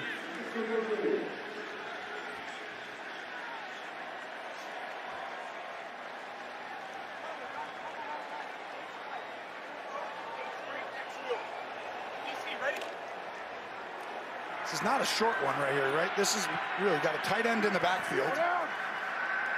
I think it's Brate back there, right, Jim? Yep. Now in motion, you see man or zone. Ooh, zone.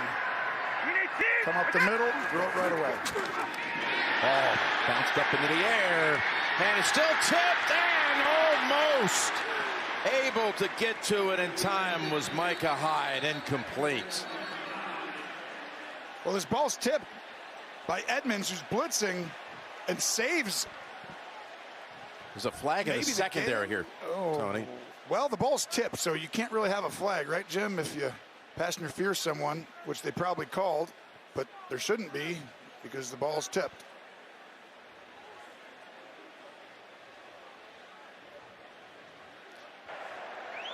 After the pass was incomplete, personal foul, unnecessary roughness on the defense, number 91. It's a 15-yard penalty. It'll be a first down for Buffalo. Timeout on the field. Well, that means there's a fight in between these two, and we're going to find out. I think he tackled him, Jim. There is a penalty. It will be, though, after the play. It will be Buffalo football when we come back.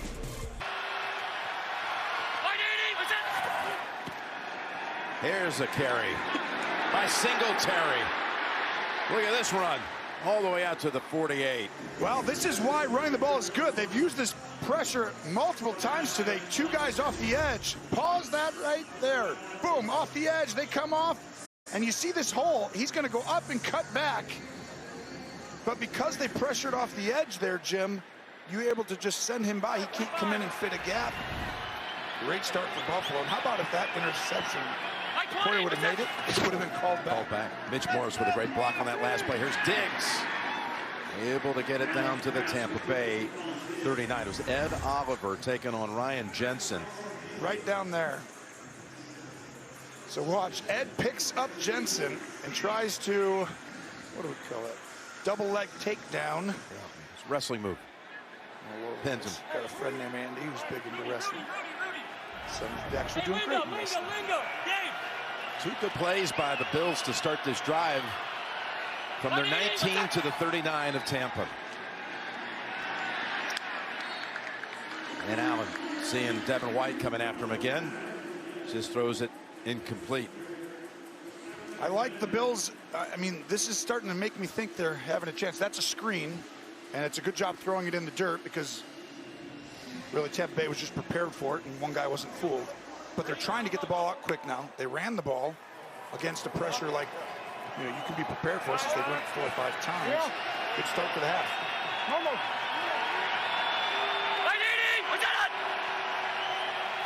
Change the play, cross dog. Here he comes, here he comes. 2nd and 10.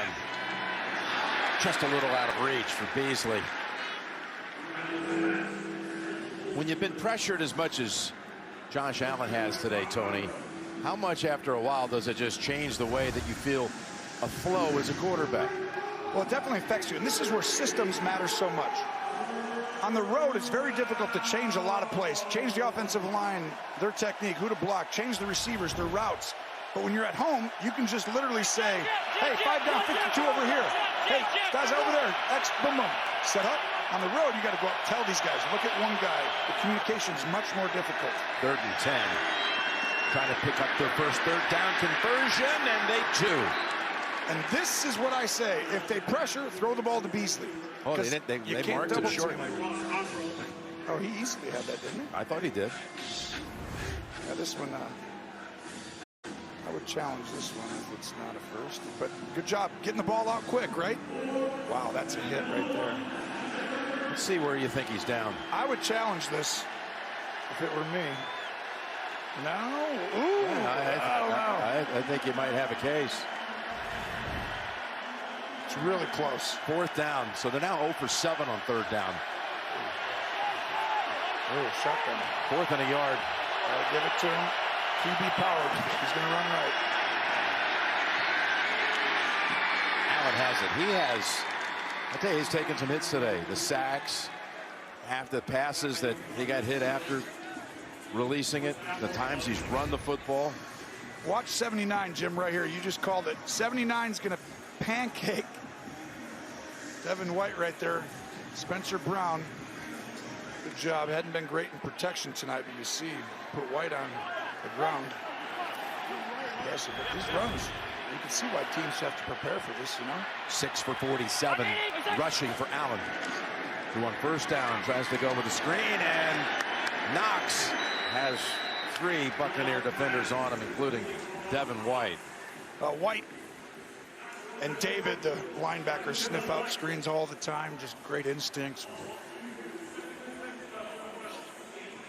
It does get harder and harder to keep blitzing when teams are getting rid of the ball quick and they're throwing screens. Even if they're not successful, it does make it more difficult. You see Todd Bowles continues the onslaught, but he starts to drop people. Second and 12. Here's another screen, Tony. Singletary. He's going to be marked. Let's see. Right at about the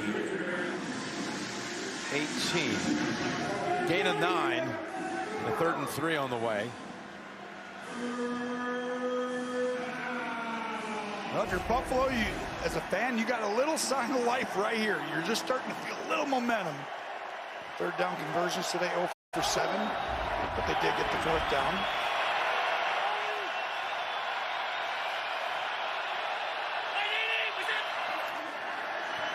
Allen keeps it again. There's room there. Allen to the end zone. And Buffalo has his first touchdown. Well, you see just the emotion of Allen right there. Nothing went right in the first half. He needed to get the ball a little quicker. The play calling needed to change a little bit, and Allen comes right out. Really, on the first drive, they did well. Just didn't get the first down, had to punt, and didn't get it on the punt fake. But all of a sudden here, this drive, Josh Allen makes every right decision. Got the ball out fast. Oh, this is not over. Now this drive becomes big the other way. Here's Bass for the extra point. That's a 66-yard drive in 9 plays. And the kick is good. Halfway through the 3rd quarter. And the Bills post a touchdown. Josh Allen here in Tampa. Josh Allen from 18 yards out. His 29th career rush touchdown. It came on the 3rd down. Counts as a conversion in the stats. So the first 3rd down conversion is their first touchdown. I mean, they are calling runs, right? They're quarterback runs. I mean, we talk about the halfback, but it's like they've ran the ball 8 times, 9 times now. And 7 of the quarter. It's not like these runs by the quarterback are dropbacks. They're calling design, so it's like they are running. But that one run really made a difference. That was the drive starter. Yeah. 29 yards by Singletary. And that's what's going to change Tampa's defense very quickly. Here's a look at next gen stats powered by AWS. Well, you see that high pointed ball. No one throws that. We talked about that earlier, sorry, Jim. But that right there is why Mike Evans, I mean, the height size. This is when you go into a game like this. Evans is 6 foot, what, 4 or 5? Rob Gronkowski, 6'5". Cameron Brate, 6'5". And then you look over there the other side, and they're all 5'11". 5'11" or less. And it's like, just some of these balls, you can throw them up and have them high point it. That's an advantage. All-time touchdown maker in Tampa Bay history. Recently moving past Mike Allstott as Jones gets the rush for 9 yards.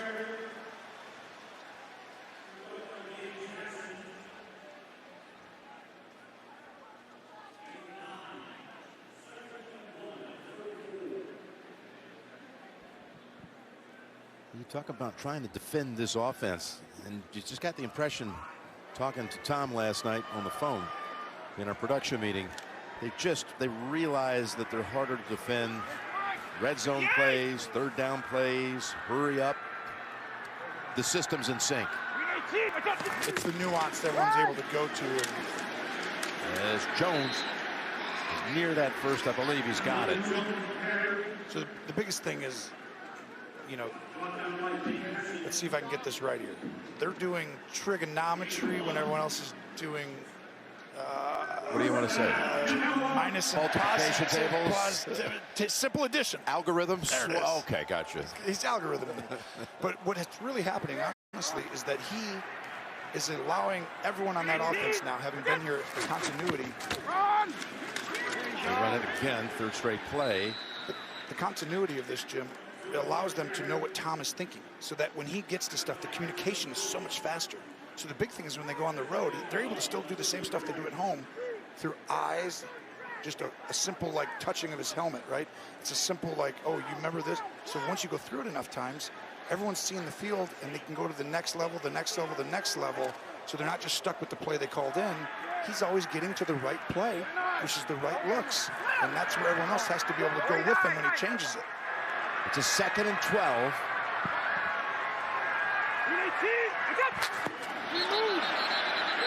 That's Addison jumping. And it's going to be against Buffalo. Offside. Defense, number 97, unimpeded to the quarterback. 5-yard penalty. 2nd down.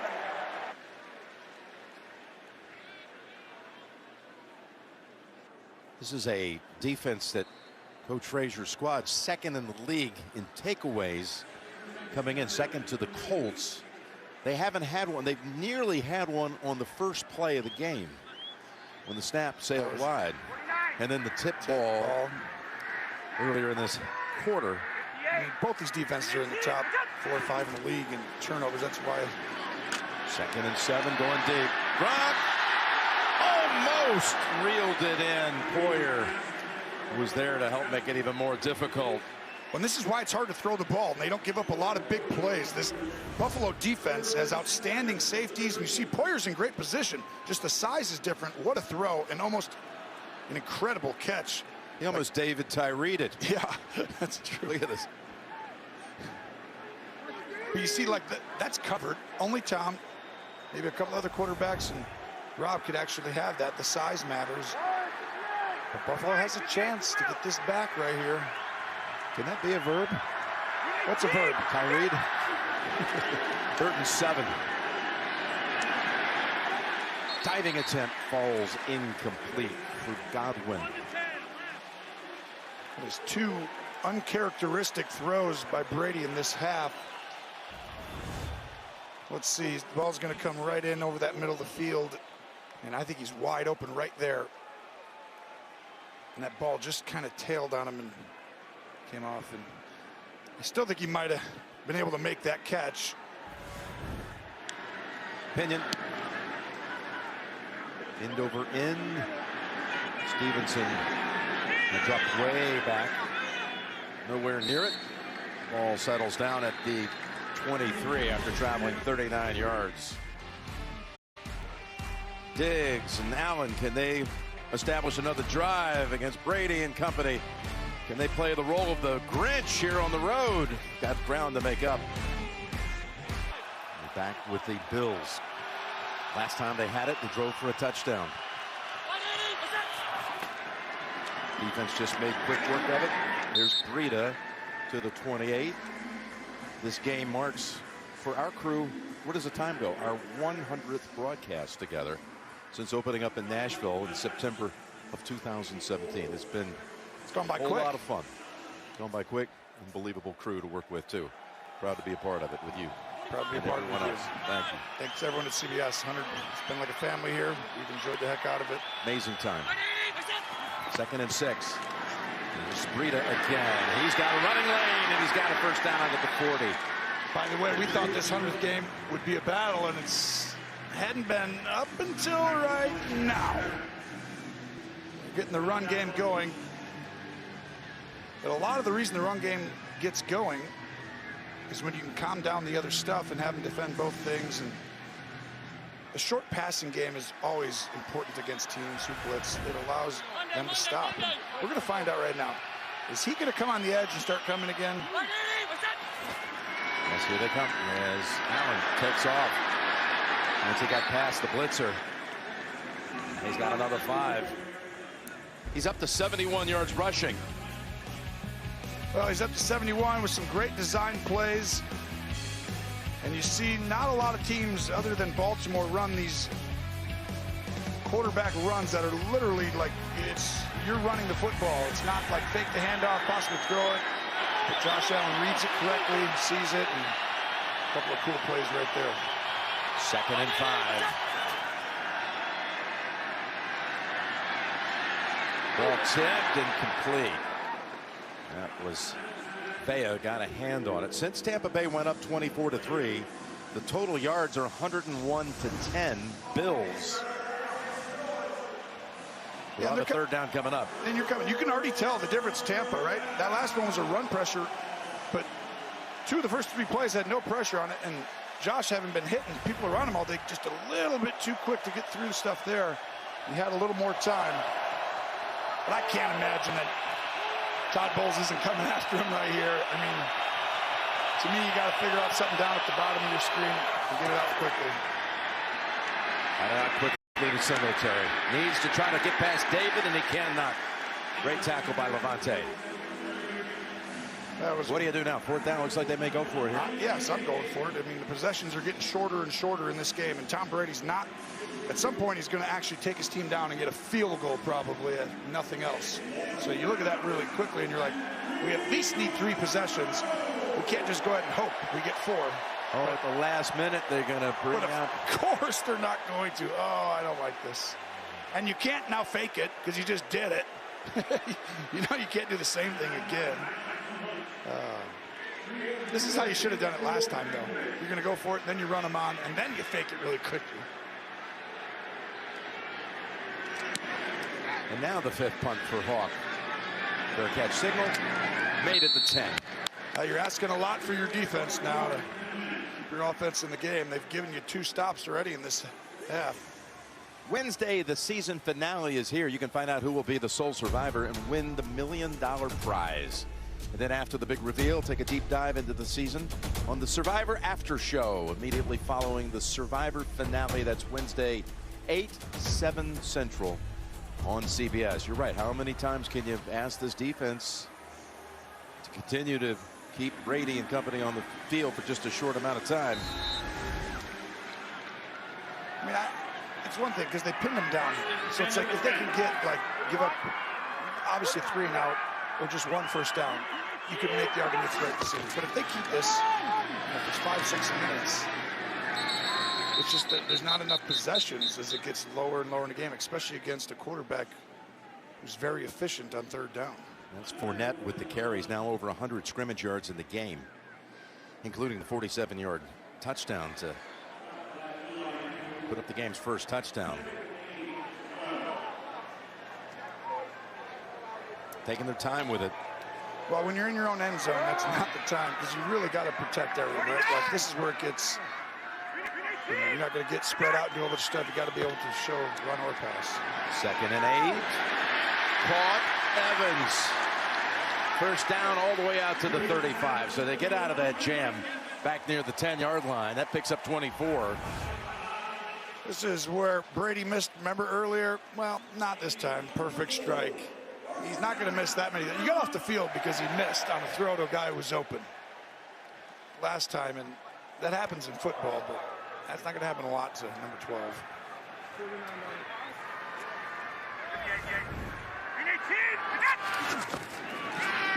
First and 10. And nothing there that time. Over the last minute of the 3rd quarter. And the one thing you did say as we were prepping all week was how important and how different it's going to be for home field in the playoffs this year versus this past season. The fans in the stands. Yeah. Full stadiums make it much more difficult because of the communication. That's why you can't get to a bunch of plays. If you're at home, you can literally just change them with one word. On the road, people can't hear you. 2nd and 10. Hanging out, waiting for it. That's Johnson. He's up to about the 40. It'll be a 3rd and 6 to start the 4th quarter. Only scoring in the 3rd, the touchdown run by Josh Allen. It's 24-10 heading to the 4th. You're watching the NFL on CBS. Wish you were here for the game today, but we look forward to seeing you on the road soon. All the best wishes to you. 3rd and 6, starting the 4th. They seal the pocket for him. Brady's pass, he did get pressure at the last moment, and maybe, in fact, it was too late. Milano was low. Well, this is going to be, I thought I saw pass interference on 30. Yeah, there is a second flag in the secondary. See that down there? Yep. I see one at the 50. There are fouls against both teams on the play. Prior to the pass, holding, defense number 30. Holding, offense number 66. Penalties offset. 3rd down. So it'll be 3rd and 6 again.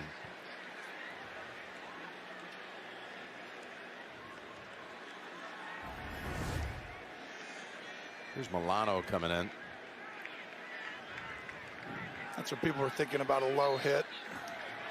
It was probably the right call. Can't get thrown into him. Yeah, he was kind of pushed into him. You should hold your breath a little bit anytime you see a quarterback contact come at you in that position. Well, that's how Brady went down in 08. 08, game 1. 3rd and 6. Pressure, pass, caught. Evans on 3rd down. Almost every time he catches it, it's a 1st down on 3rd down. Now, just these plays. Watch, go ahead and roll this and pause it right now. This is where Brady reads this. He goes 1 to 2 to 3 to 4, and he just reads across the field so quickly that he gets all the way back to 4, and it's just everyone's moving in a direction. See the eyeballs, 1, 2, 3, 4, and it all looked like it happened in like 1 second, and that's why he's unbelievably difficult to defend. Yes, snappy decision making. 1st and 10, Fournette. Rides the wave down inside the 35. Yep, coming into the week, Evans, every 3rd down catch he had made on the season had gone for a 1st down, just as it did there. Evans having a big day of it, 5 for 80 and a touchdown. Such a weapon. You can see a guy with that size being able to go inside, run the inside dig route, and then outside you saw the corner. He made the incredible catch in the end zone. And he's the guy I really see the nuances really come on. I mean, he's just dynamic in this offense now. I mean, obviously all of them are, but it's just difficult to defend. And that touchdown catch was on a 3rd down as well. 2nd and 3. Fournette tries to go wide with it. Bought himself some time and some room. And he's down to the 15-yard line. Gronk threw a block for him. Fournette waited for that to develop, and they actually mark it out of bounds at the 14, gain of 21. Watch 74, the pulling tackle right there. What a job. Ali Marpet. Oh, he goes, first he blocks someone before that, then he goes all the way out and finishes it on Jackson. But that's where this O-line, they don't run the ball a ton, but they're so successful when they do because they're really good and talented. I mean, the conglomeration, we can't keep talking about it. It's just really tough to do. We got 49. 1st down at the 14. To Godwin. Contact right away. Taron Johnson. Might have shoved him back a yard or two. And this offensive line, Marpet, the guard, right there, not tackled on the previous play. Having an outstanding year. Jensen, the center's unbelievable. Wirfs, 78. I mean, you go across the board, Donovan Smith, but. And that offensive line, Tony's been intact for 11 of the 12 games coming in. They've had consistency. They've been able to stay away from the injuries and protect their quarterback, who does get rid of it in a hurry, but only 14 sacks on the season. Here's a jump pass. Almost intercepted. Would have been huge. Dane Jackson. That was, oh my goodness, that gets Buffalo back in the game instantly. Brady throws off his back. back foot, and Jackson has this right here. How come he didn't finish? Oh, it's a tough catch. It's a great play by him. Really did. He swallowed up Braid. He wasn't open, and then on top of it, can't blame him for dropping something like that because it's so difficult. Remember, this is a secondary that recently lost Tre'Davious White, just a great player with the ACL. He did not allow a touchdown pass. 68 targets against him all year. 3rd and 10. Godwin races to about the 5. It'll be 4th on a long 1. They got to kick the field goal here. This might be the only team who's just like, nah, we're going to go ahead and go for it. But you should kick the field goal. They put you up 3 scores. I mean, they're showing signs of going for it. That's what I'm saying. It's like they're the only ones. Bruce Arians, just because they just think that they're actually so good, they're going to be just fine. And they make the other team go the length of the field, but you 100% in the 4th quarter should make it a 3 possession. They started back at their own 10. Now they're at the 6 at the other end of the field. Maybe try and draw them off sides? Could be. Yeah, Tom's looking around for a timeout. Yeah. So never with the intent of running that play. I honestly think you go up there and you try and draw them off sides quickly, and then you take your timeout, or you can even take a penalty. It's not like 5 yards matters from the 6-yard line for the kicker, but they still look like they're going for it. They sure do. Byron Leftwich. They shouldn't. Oh, here comes Suck there Up. They go. Yep.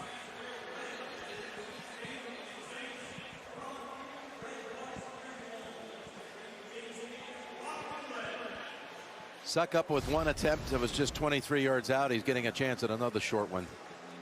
Add on another yard for this one, 24.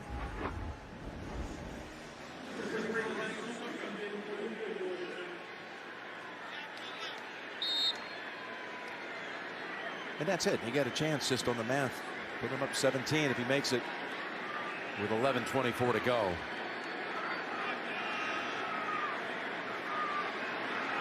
Pinion's the holder.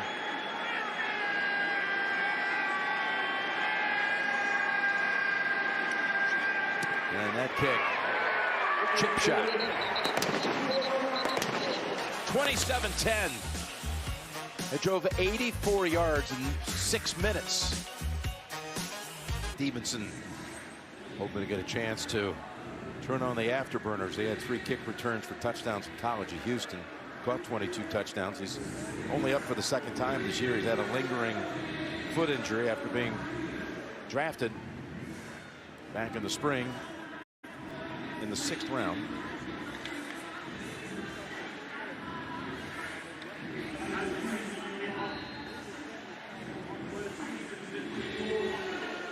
You go back and look at that 4th down. They go for it. What do? You get a good punt. You were saying, would it be worth it if you get him off the field, maybe just 1 first down? I would have gone for it. Well, they kicked down the 45 yards down to the 10, but they kept the football for almost 6 minutes. Drove it down to the end of the field, got a field goal. By the way, yesterday marked the anniversary of Tampa Bay's first ever win. December 11th, 1977, came against the Saints. They had started 0-26 as a franchise. And then that day, back in December of '77, they got their first ever win.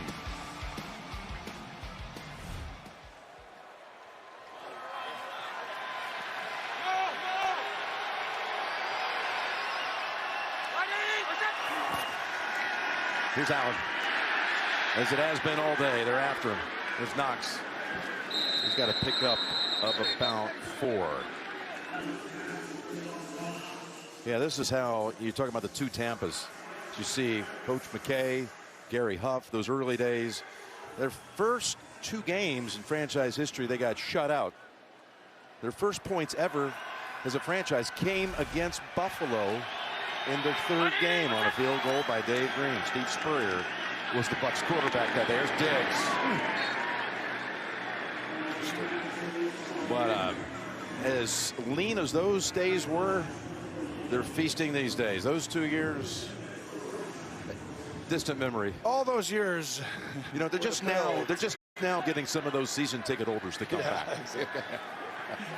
Now, obviously, they had the dominant defense for that stretch. It was the start, probably, of the real Tampa, like round and here, right? This is the 2nd since then, maybe? Yep. Like you would say, that would be the best Tampa team in history before last season. It's obviously their Super Bowl team. The Super Bowl team that beat the Raiders in the Super Bowl. Offside, defense, number 9. 5-yard penalty. First down. Is there any other team, obviously didn't win the Super Bowl, is any other team in mention with those, 2 eras? So that era is the dominant team, their first Super Bowl, and then this one is obviously as well. Is there any other time in Tampa history that there's another little era that didn't get there was a little era. They got to an NFC Championship game when they ended up losing like an 11-7 crazy score to the St. Louis Rams in the greatest show on turf. Good run right there. That's excellent play call.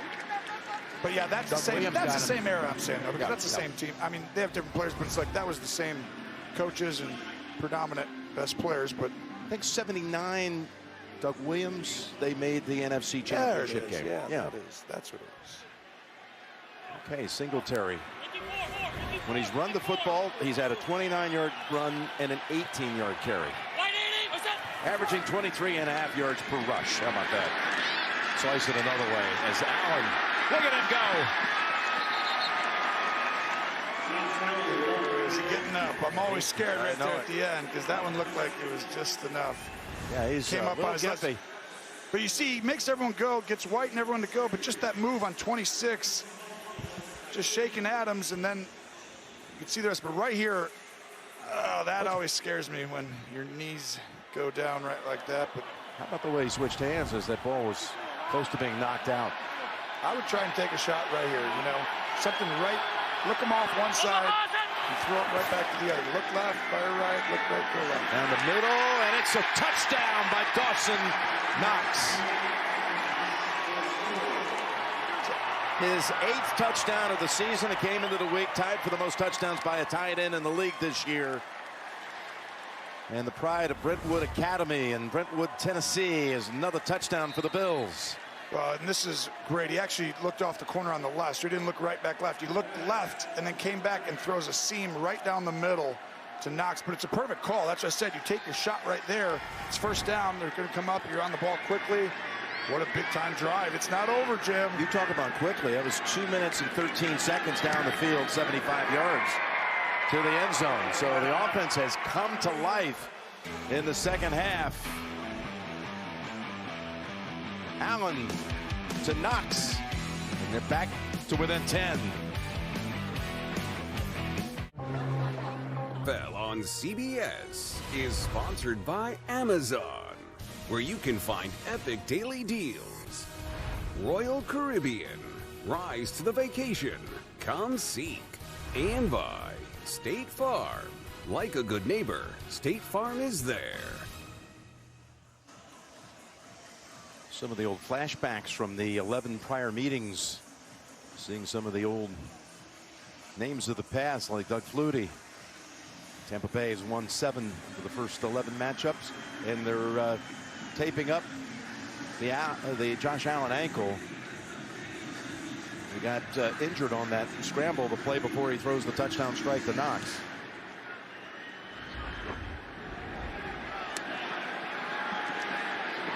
Kick with an opening.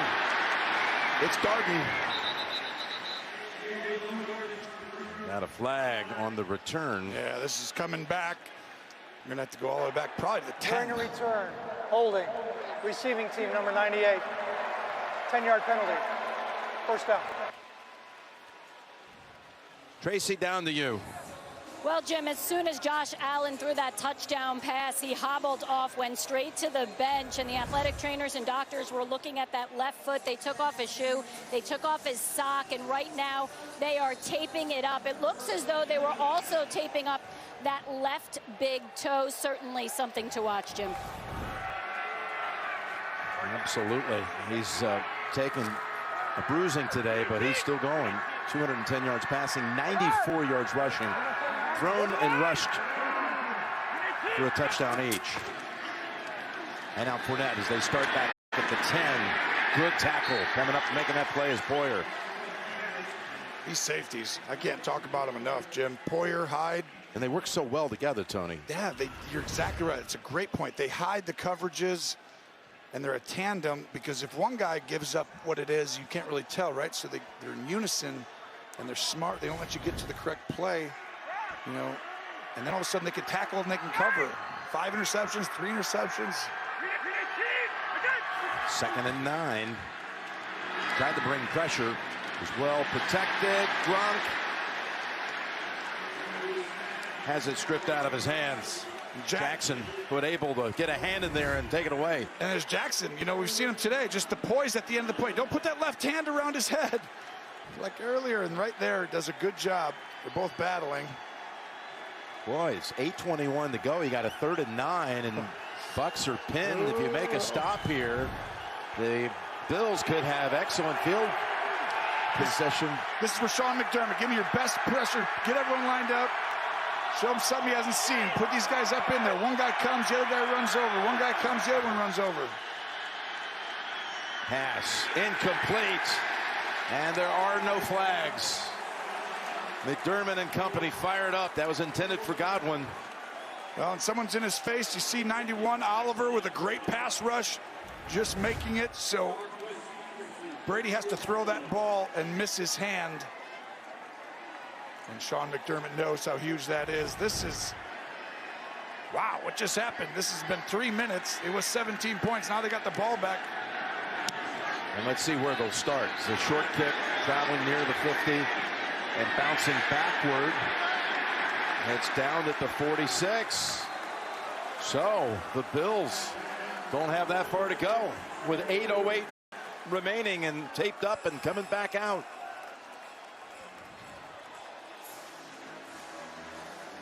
Well, this did not look possible here a little bit ago, but Josh Allen hurt.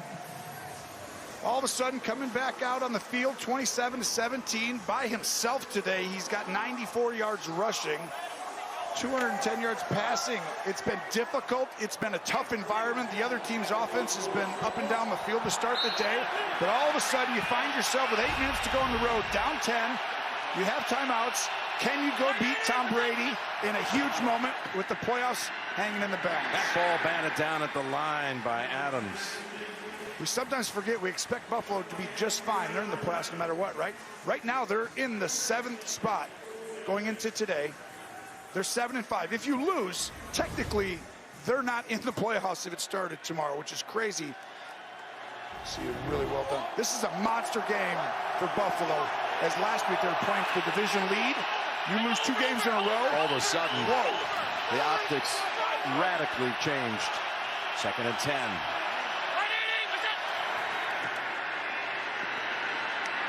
Hangs in there and finds Beasley, who goes for that 1st down yardage. It'll be close at the 36. See if he stays in here. Right there. Ooh. It's going to be short. Yeah, barely though. I got 2 downs to get the yard. Yeah, I'd still just play normal, pretend 3rd and 1. I'd still get it going. I mean, this isn't for me like, hey, we have a ton of time still. It's like you got to pretend that Tom Brady's going to get a 1st down at some point in this game still left. Not going to be a touchdown. Josh Allen really clutch in the 4th quarter this year. Nice nifty run, because that could have been a disaster. Singletary was able to sidestep Winfield for a loss and pick up the 1st down in the end. They haven't won all the close games, but Josh Allen has played well. 5 touchdowns, no picks in the 4th quarter. 3rd in completion percentage, 71.6% completion percentage in the 4th, Jim. That's what you want. He's going to have to do it here, and you know how you do it? You find the guy who's one-on-one and fire it to him. New set of downs. Going to take off. Here, Paul, they closed in on him in a hurry. Sue was there. I don't love that. Quarterback's a little hurt. Now let's run him again. It's Yeah. like, okay, he's already like giving you everything he's got. A design play? Yes, it was designed. There's a field goal is in play to get it down to a score. Complete. Beasley, 1st down Yeah, pressure. Find Beasley. If they ever blitz a guy, they can't double him. Just find him. He'll be open by a little bit. Have him run just an option route. The game can be quite simple. Remember Edelman, Welker, all these guys? Like, White takes another hit. Ooh. Oh, he's having a hard time putting any weight on that foot. First down, 23-yard line.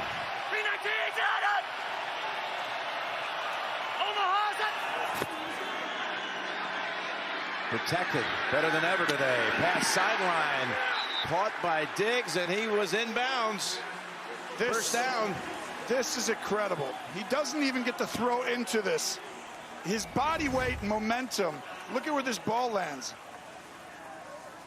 Oh, look at a drag in the toe. 12-yard pickup. He threw that against pressure, Jim, and he couldn't follow through really, and he just flicked his wrist on a 20-yard out. You knew coming out he had the arm like very few have. From the 11. On first down. Go underneath, Singletary. Unable to pirouette and get away from White. I thought Josh Allen got hit that too late there, or someone went low. Oh, there is a flag. Personal foul. Roughing the passer on the defense. Half the distance of the goal. Automatic. First down. It was Golston who hit him. Was he blocked into him? Yeah, if he's blocked into him, it's not a penalty. I just saw Josh go down and it looked like it was a low hit, but if you're blocked into it, it's not. It's a very interesting call. I think he talked the ref into it right there. Got a goal to go situation at the 4.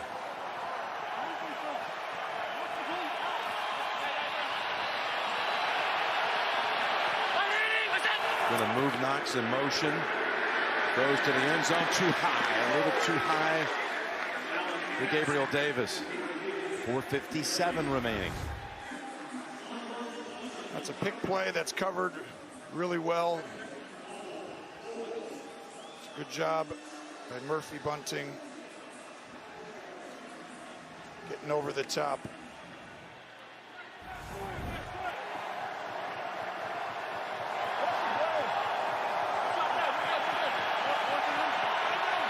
Knox at the top. Just caught a touchdown on the last series. He loves to go to him down here, but looks another way. He's got Davis, and the Bills have another touchdown. Well, here we go again. Pressure off the edge. Got to get the ball out quick, and Davis runs a quick route inside, and the leverage. Watch, he's got inside. It's just reading the field, and all of a sudden, Davis.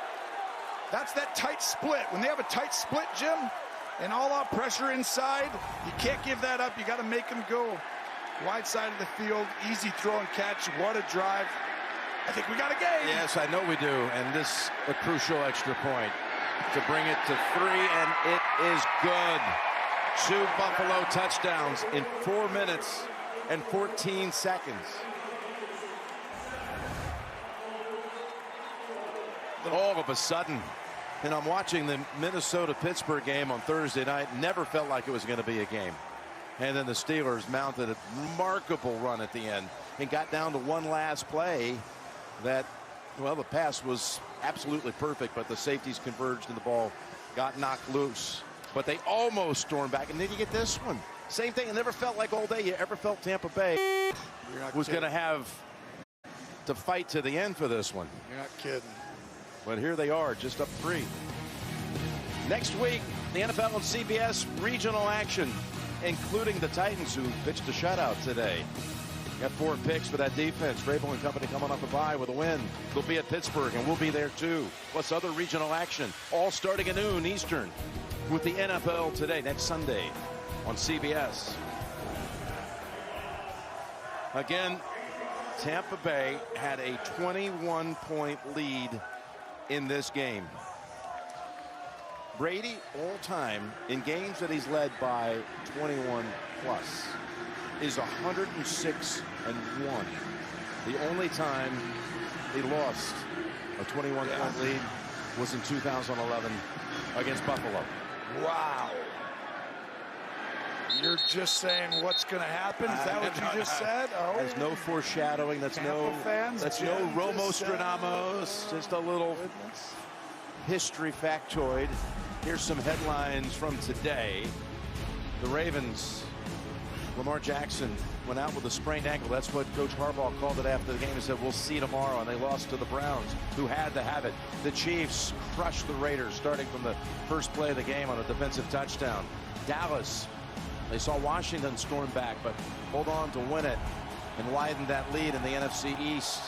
And the Titans shut out Jacksonville. This place just got loud. A lot of Bills fans here coming in for this game. And there's a lot of fans knew this was a big one. It's not Bills fans, it's Bills Mafia. Right? Let's go to New York for an update. 14 unanswered by Yeah, there's magic in Cincinnati. You're going to see Joe Burrow finding Jamar Chase for the second time today from 32 yards out. And Cincinnati's tied up San Francisco 20-20. 1:04 left in regulation. Back to Jim Nantz. And thank you, fellas. And if the Bengals win that game, they will be in first in the AFC North because of the head-to-head win already this year against the Ravens. We'll play them again in 2 weeks. Here's a 2nd and 5. Wide open. First down, Evans at the 40. Well, you had signs of life. You've been slowing them down here. Mike Evans, you got to get up. Now you have to play man-to-man. This is where having White would have been huge, right? Just makes him get turned around. 30. Didn't ask for a big one. Jackson's done a good job today, but going against White's a little bit more challenging on slant routes than some others. First down at the 40. And Brady, I mean, this is the one guy. It's like you get the ball back. It feels like Buffalo. They can't be slowed down right now. Fournette picks up 4. Now the timeout. Bills do have the 3 timeouts. Yeah, you got to use one here. This is that point. You don't let it go another play. Whenever they hand off, you use it. So you got 3 timeouts. Now down to 2, obviously. This is where Tom Brady, everyone's great little comebacks, he just kind of ends it, right? It's like this drive just takes up 4 minutes. All of a sudden, you get it back with like 14 seconds, you know, down 3 or 6. But the Bills have had success challenging some of these receivers. The problem now is Tampa's seen it. And so now you're going to see the adjustment for them throwing it quicker. You're going to see wide receiver screens. You're going to see the slant to Mike Evans. They'll sprinkle in a run or 2, but they're going to go ahead and win this game. They'll hand it off to the right if they get a great look. Otherwise, the wide receiver screen. It's a 2nd and 6. Brady still has it. They're chasing after him. He lofts it high in the air. It is just a bit too far for Godwin. And now you got 3rd and 6 and only used a few seconds off the clock. This 30 to go. This is unbelievable. Tom Brady decides to do this. The offensive lineman, and that ball is just outside the reach. But watch this offensive line right here. Go ahead and play that. They are running that run to the right. Tom Brady just decides, because they have that, it's like an RPO, but this is one of the rare teams who actually fakes it and throws it deep. But that was a handoff that he decided he wanted to take the shot on. A little aggressive there, but here we go. Okay, the Bills take him off the field.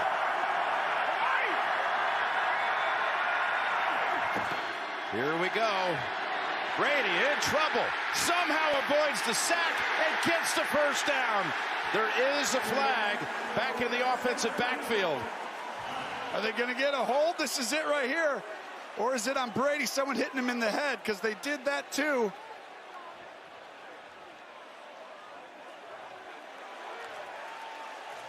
There's a lot of things they could call. Which one's it going to be, though? Because the game hinges on it in a lot of There are respects. fouls against both teams on the play. we got to do it again. Holding. Defense number 58. Holding. Offense number 76. Penalties offset. 3rd down. How about the escapability that he showed right there? I know the play is nullified, but it looked like for a moment that they had him. Well, this is, you know, we can't tell you over, but his poise right there, Jim. Like the poise to get out of it and then reset in the pocket as if no one's around you and get your eyes downfield. Now, here we go, 3rd and 6. I mean, they're going to come up. Tom wants information here. He's going to pretend like he's going to snap it, go up and tell them, but it's loud in here.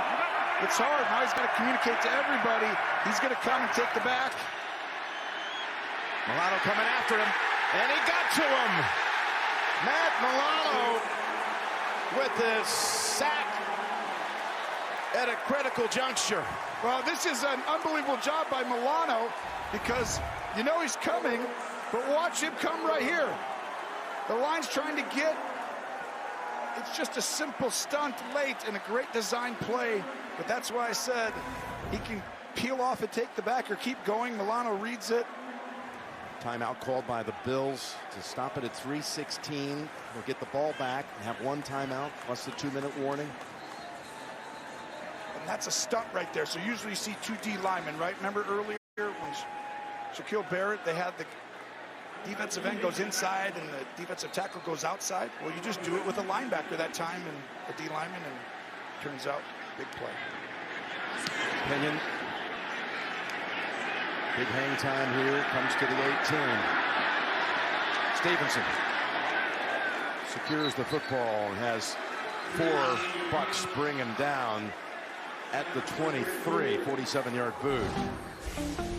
Tonight on CBS begins with 60 Minutes and NASA's plan to look back in time, followed by the CBS original movie A Christmas Proposal, plus NCIS Hawaii tonight on CBS. 0-4 in 1-score games, and they've had a couple of games where they had the football at the end and could have won it. This is an incredible comeback, right? It's just, this wasn't even possible. 21 down on the road against the Super Bowl champs. Wow.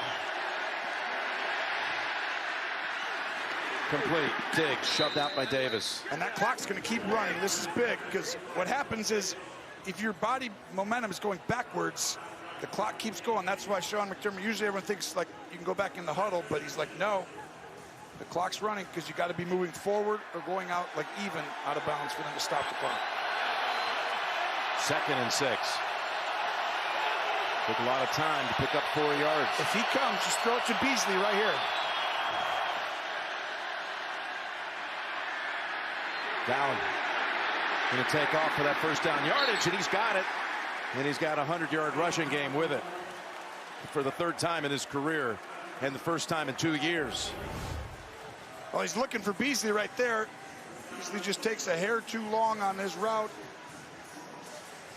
But what the speed of that. I mean, you just see when he gets going, right? I thought he had a bum ankle. Yeah, it's hurting him terribly.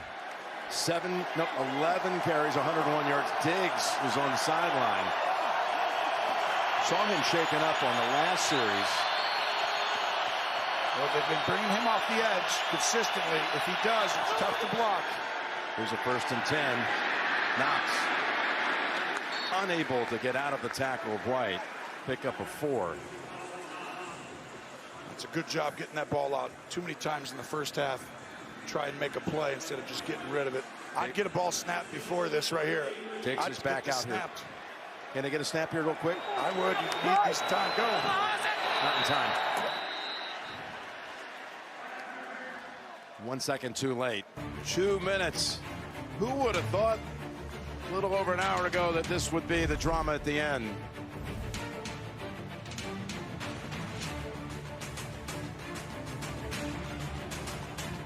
Won their last 8 games on this field, including a Super Bowl, and they had a 21-point lead in the second half of this one. Now down to 3 with 2 minutes remaining, and the Bills surging. Here's a 2nd and 6. Allen on the run, throws it incomplete. They've outscored the Bucks 21-3 in the second half. Oh, great job, Pierre-Paul, not allowing Josh Allen to roll right. He is deadly when he rolls right with that cannon. That was a point of emphasis for this defense coming in. Make sure he only rolls left. But right now, 3rd and 6. You got the champs. You got the ball. Oh, this is so difficult. Look who's playing safety. Yep, Richard Sherman right there coming down. That means he's guarding one of these 2 on the bottom, helping out at least. To give him some time. Pass caught, but way short of the sticks. Beasley brought down by Cockrell. Ross Cockrell came in the league as a draft pick by the Bills back in 2014, makes the tackle. Timeout called by Buffalo. Cockrell's done a good job today, 2 or 3 times coming in, making a good tackle, and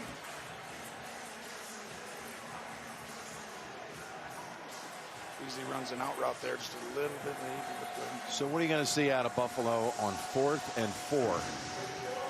Well, the first thing you got to do, I mean, this has nothing to do with, like, you have plenty of time. It's just a field goal. So you go with your best play. Now, usually you have 2 plays when you walk up. So you go in the huddle and you say, here's what we're going to do. We're going to run our quarterback power to the right. Okay, guys? Or our quarterback whatever run. If they line up in this, we're going to go to this play. Let's go see what they're in. And then everyone look back at the quarterback. Look back at the quarterback. See what he's going to give you. Quarterback looks. I like the play. Let's go ahead and do it. Bills have got to have it. Here's Allen's pass. Caught. Davis fighting for the yardage. What an effort by Gabriel Davis. And they've got a new set of downs. Pure heart. All heart and will right there, because this was going to be short after he got it. Now he's short. And he out-wrestles Murphy Bunting to get it by a yard. He's going to be stopped right here.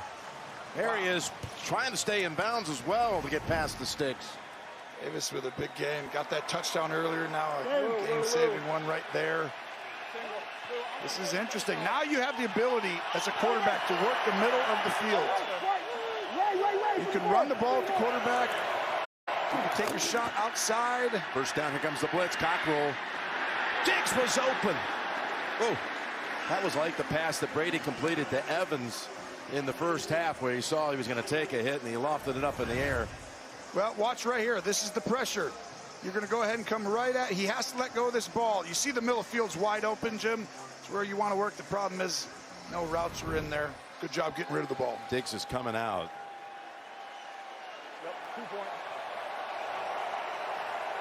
Kumaro comes in. 2nd and 10.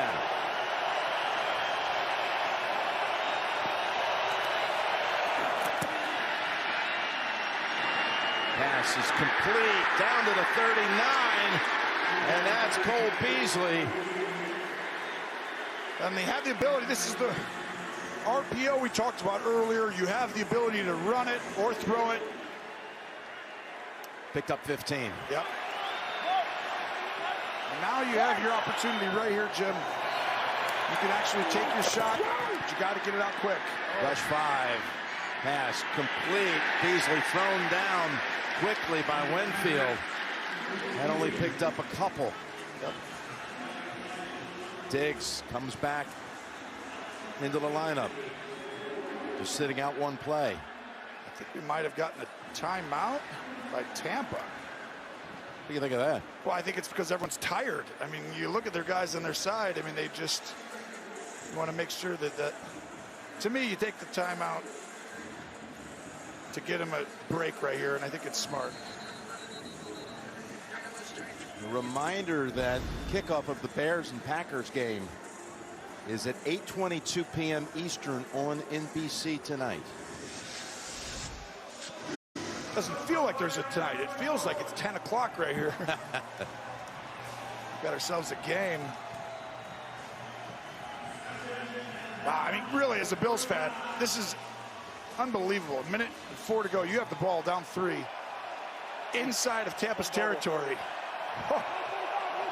You're coming off that Monday night game where you had the ball late, trying to drive, trying to beat the Patriots, unable to cash in, get shut down on downs. Now you got a chance to atone for a lot of those miscues. There's Knox, plucks it out of the air, slips through a tackle. He's racing down to the 14. He got away from Richard Sherman. Watch right here, Knox, he's blocking, no! He's not blocking, he's faking blocking. And that's why they get him open. What a play call design. Picks up 24, and out from the 15 with 38 seconds. Over the head of Knox this time. Good job getting the ball out. Josh Allen took another hit. Barrett comes in and hits him. That internal clock is sped up. They're in field goal range. You got to protect. Right now, Josh Allen no throws that have a chance of being intercepted.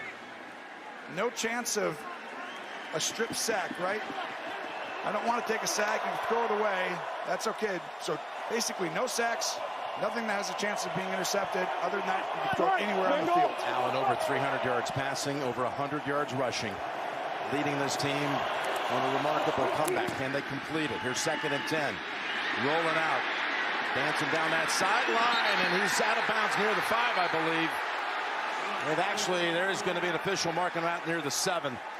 Just short of the first down, and look at the heart. I mean, you can just see it just oozes right in this game. It just, the competitive nature and the will and desire. Definitely out there. I think he was out earlier, too. In fact, they spotted at the 7. Picks up 8. It is 3rd and 2, Tony.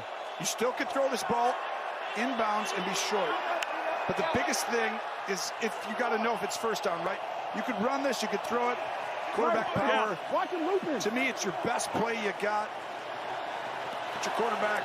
They're going to make him throw right away. They're coming after him. Here you go to the end zone to Diggs. They were tangled up, and there is no flag. Wow. Davis was on the coverage. There was a lot of contact. And now they'll bring the field goal unit out. It looked like a lot of contact. We'll see up close right here. Davis, they allow some contact down there on these fade routes, but that looked, I think that was a penalty, Jim, don't you? It sure looked like it maybe a hold. It's close. I mean, just when he grabbed that shoulder pad, it feels like he got a lot of it. And now for the tie from 25 yards, Tyler Bass.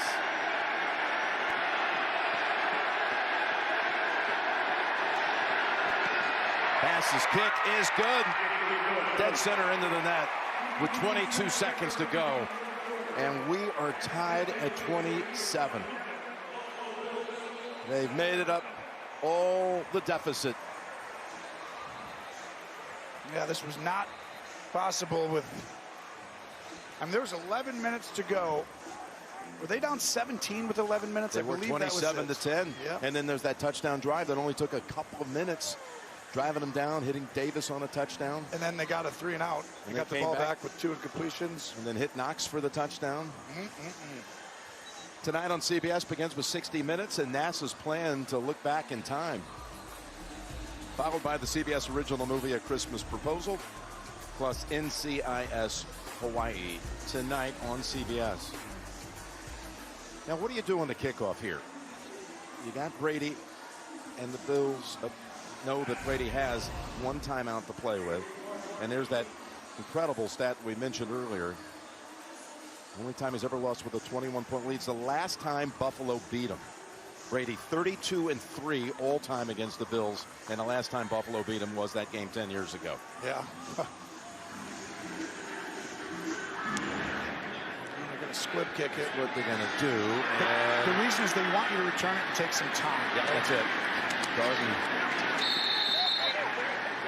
Bucktown aggressively at the 16.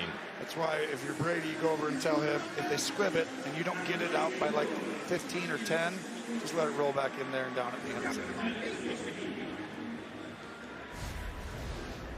That's 17 unanswered points in the last 8:45.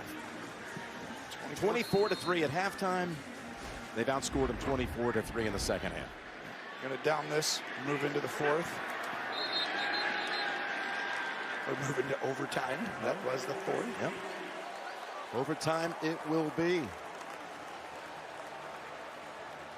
Well, Buffalo's been rolling. I mean, really, the punt, fake punt that didn't get it, they got stopped. And then the other one, they just had 2 short yarders they just didn't go for, which actually turned out to be a great decision by Sean McDermott on the punt to not go for it. I mean, what a comeback.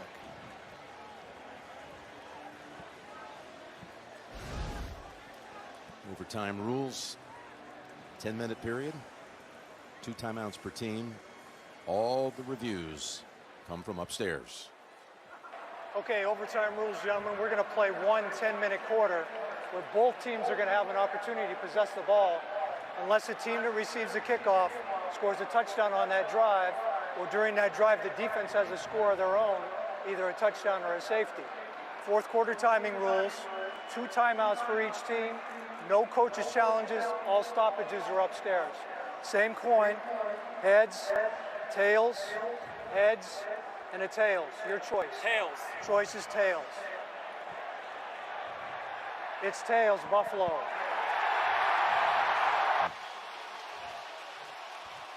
He's made some good calls today. And that's another one. Bills will get the kickoff in overtime. They'll receive when we come back.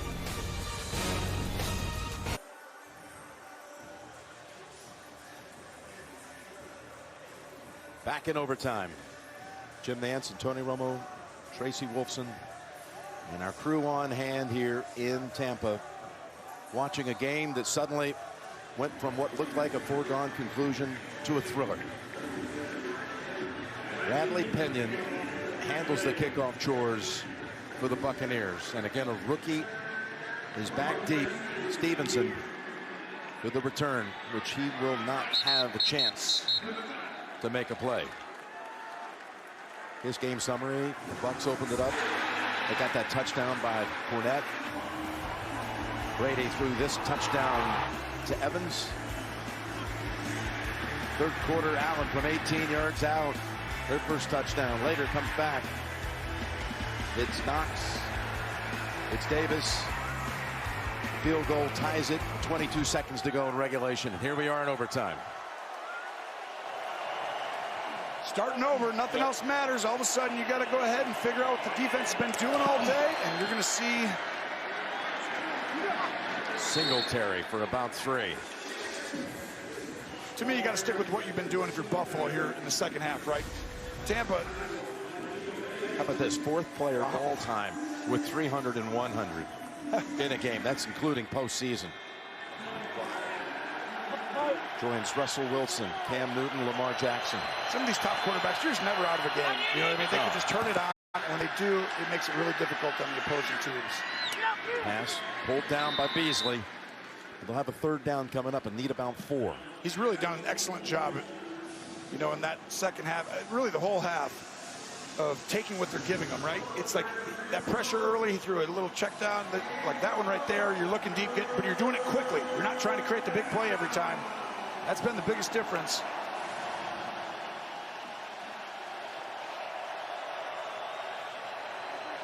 Okay, this Tampa Bay defense. Can they make a play? You got Diggs one-on-one. Pass wide of the mark. Sideline looking for a flag that does not exist. Well, that should have been a flag. I mean, it looked to me like Davis pulls him when he tries to come out of it. Look at that left hand, 24. Yeah, close. Let's see. Just watching it from up top here, it looked like he grabbed him, but I could see maybe why they don't call that one. Did it affect the play? I think it was the right no call. Yeah, I think it was a little bit bang-bang, and it wasn't like it affected a ton, right? It didn't pull his momentum completely, right? The Bucs now wait the punt return. Garden over his head, and what a punt it is! Wow. Hawk pins him at the 6 on a 63-yard boot. Well, I always thought if you could get a 3-and-out in overtime, right? It's like such an advantage, right? Because now it's just got to be 80%. Yeah. Yeah, it's crazy. But all of a sudden, now you pin him back and he's got to go. You know, because you give it to him at the 30 or something, they only need 2 first downs. Now he at least has to get 4 or 5 first downs. Well, yeah, you need 50, 60 yards to get into field goal range to win it. We're going to see how aggressive right away. I mean, this is like last time they came out, they just handed it off right here. This time, same thing. Fournette trying to get ahead of steam that is shut down quickly after a gain of about 3.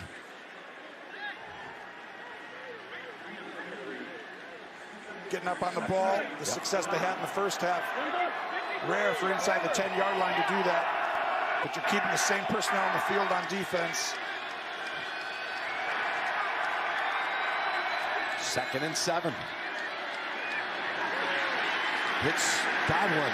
He was stopped about a half-yard short. Edmonds. Here comes a quarterback sneak. If he gets him, but he's like, I don't like that play. Quarterback sneak.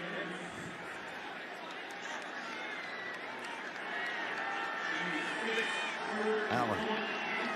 Sherman. All looking up. See what Leslie Frazier's defense can do here on 3rd and 1. Well, this is interesting because you're going to line up. Remember that first play, Jim, and they just handed off right here to the right? He's looking right now. If they condense the line, he's not going to run quarterback sneak. He'll hand it off. Fournette. He appears to be stopped. And the line judge on the far side, though. It's going to be close. I think he may have given him a good spot. Yeah. Let's see where this spot is. You have to get barely to that line. Ooh, this is going to go. Oh, yeah. Wow, that was. I think he got it. Really close. And again, all reviews come from upstairs. And we do have a whistle. It's too big a play not to take a second look. On the field was that the runner gained the first down. Here's a question for you. I don't actually believe it's that big of a play. You know why? You would go for when was the last time Tom Brady didn't get a first down on a quarterback sneak? Can you ever remember in any situation I remember one year in the game? One time he had a stretch of 69 consecutive successful first down sneaks. I actually do remember one. 07, the Ravens, when they called timeout, they had Tom Brady stopped on a quarterback sneak, but the coach called timeout, and they had to go out and do it again. And he's got to kind of get right to that hash right there. That's why I think it's a first down. That one little moment where he surged an extra bit. Well, I just don't think you can overturn that by any of that.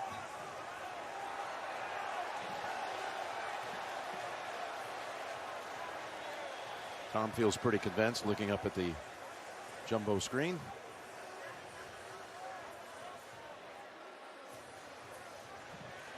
Sean McDermott done an excellent job. The adjustments. This is right down the line. No. That's it right there. That's the one where it's really close. Little surge. And you got to remember, he just has to get to the front of that line if you look behind. Mm-hmm.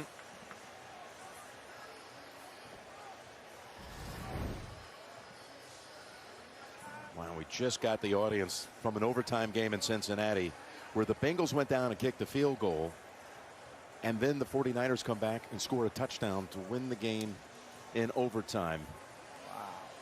Wow. Ayuk from Garoppolo for the victory, denying the Bengals the chance to take over the division lead in the AFC North.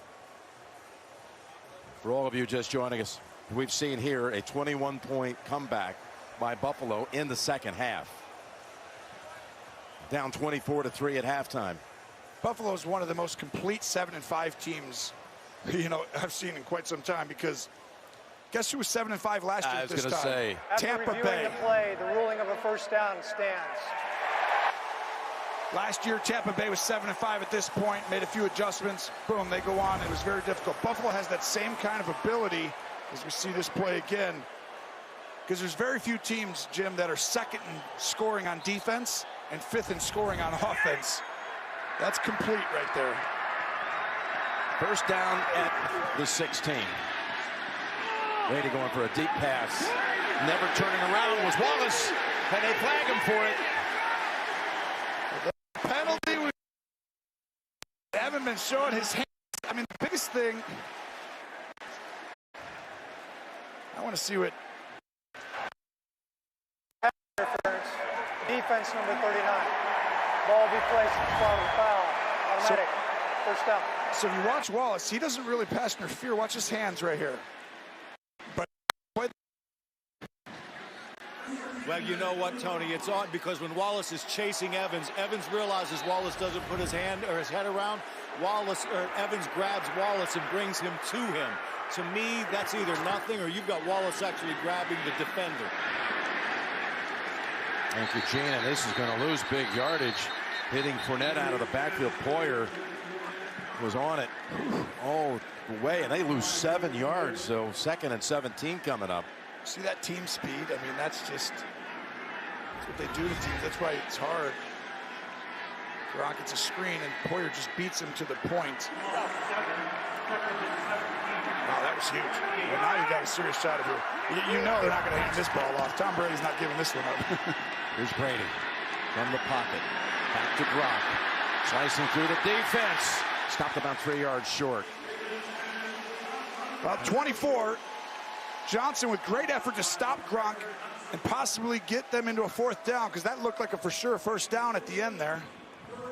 14-yard gain puts Brady over 300 for the game. 6 minutes to go in overtime. 3rd and 3. This is it for me. This is the play of the game. If you want a chance to win Buffalo, it's right here. You got to get it off and try and get them into a situation whether they want to punt or not. But if they get this 1st down, Jim, Tom Brady's going to get him in field goal position. He's the first 300-yard passer against the Bills defense all year. And here he is on 3rd and 3 from the pocket. Connecting. That's Perriman taking it all the way for the win. The first time he had been targeted the entire game, Rashad Perriman. What a play design and the patience of Brady. 5-man rush and the protection.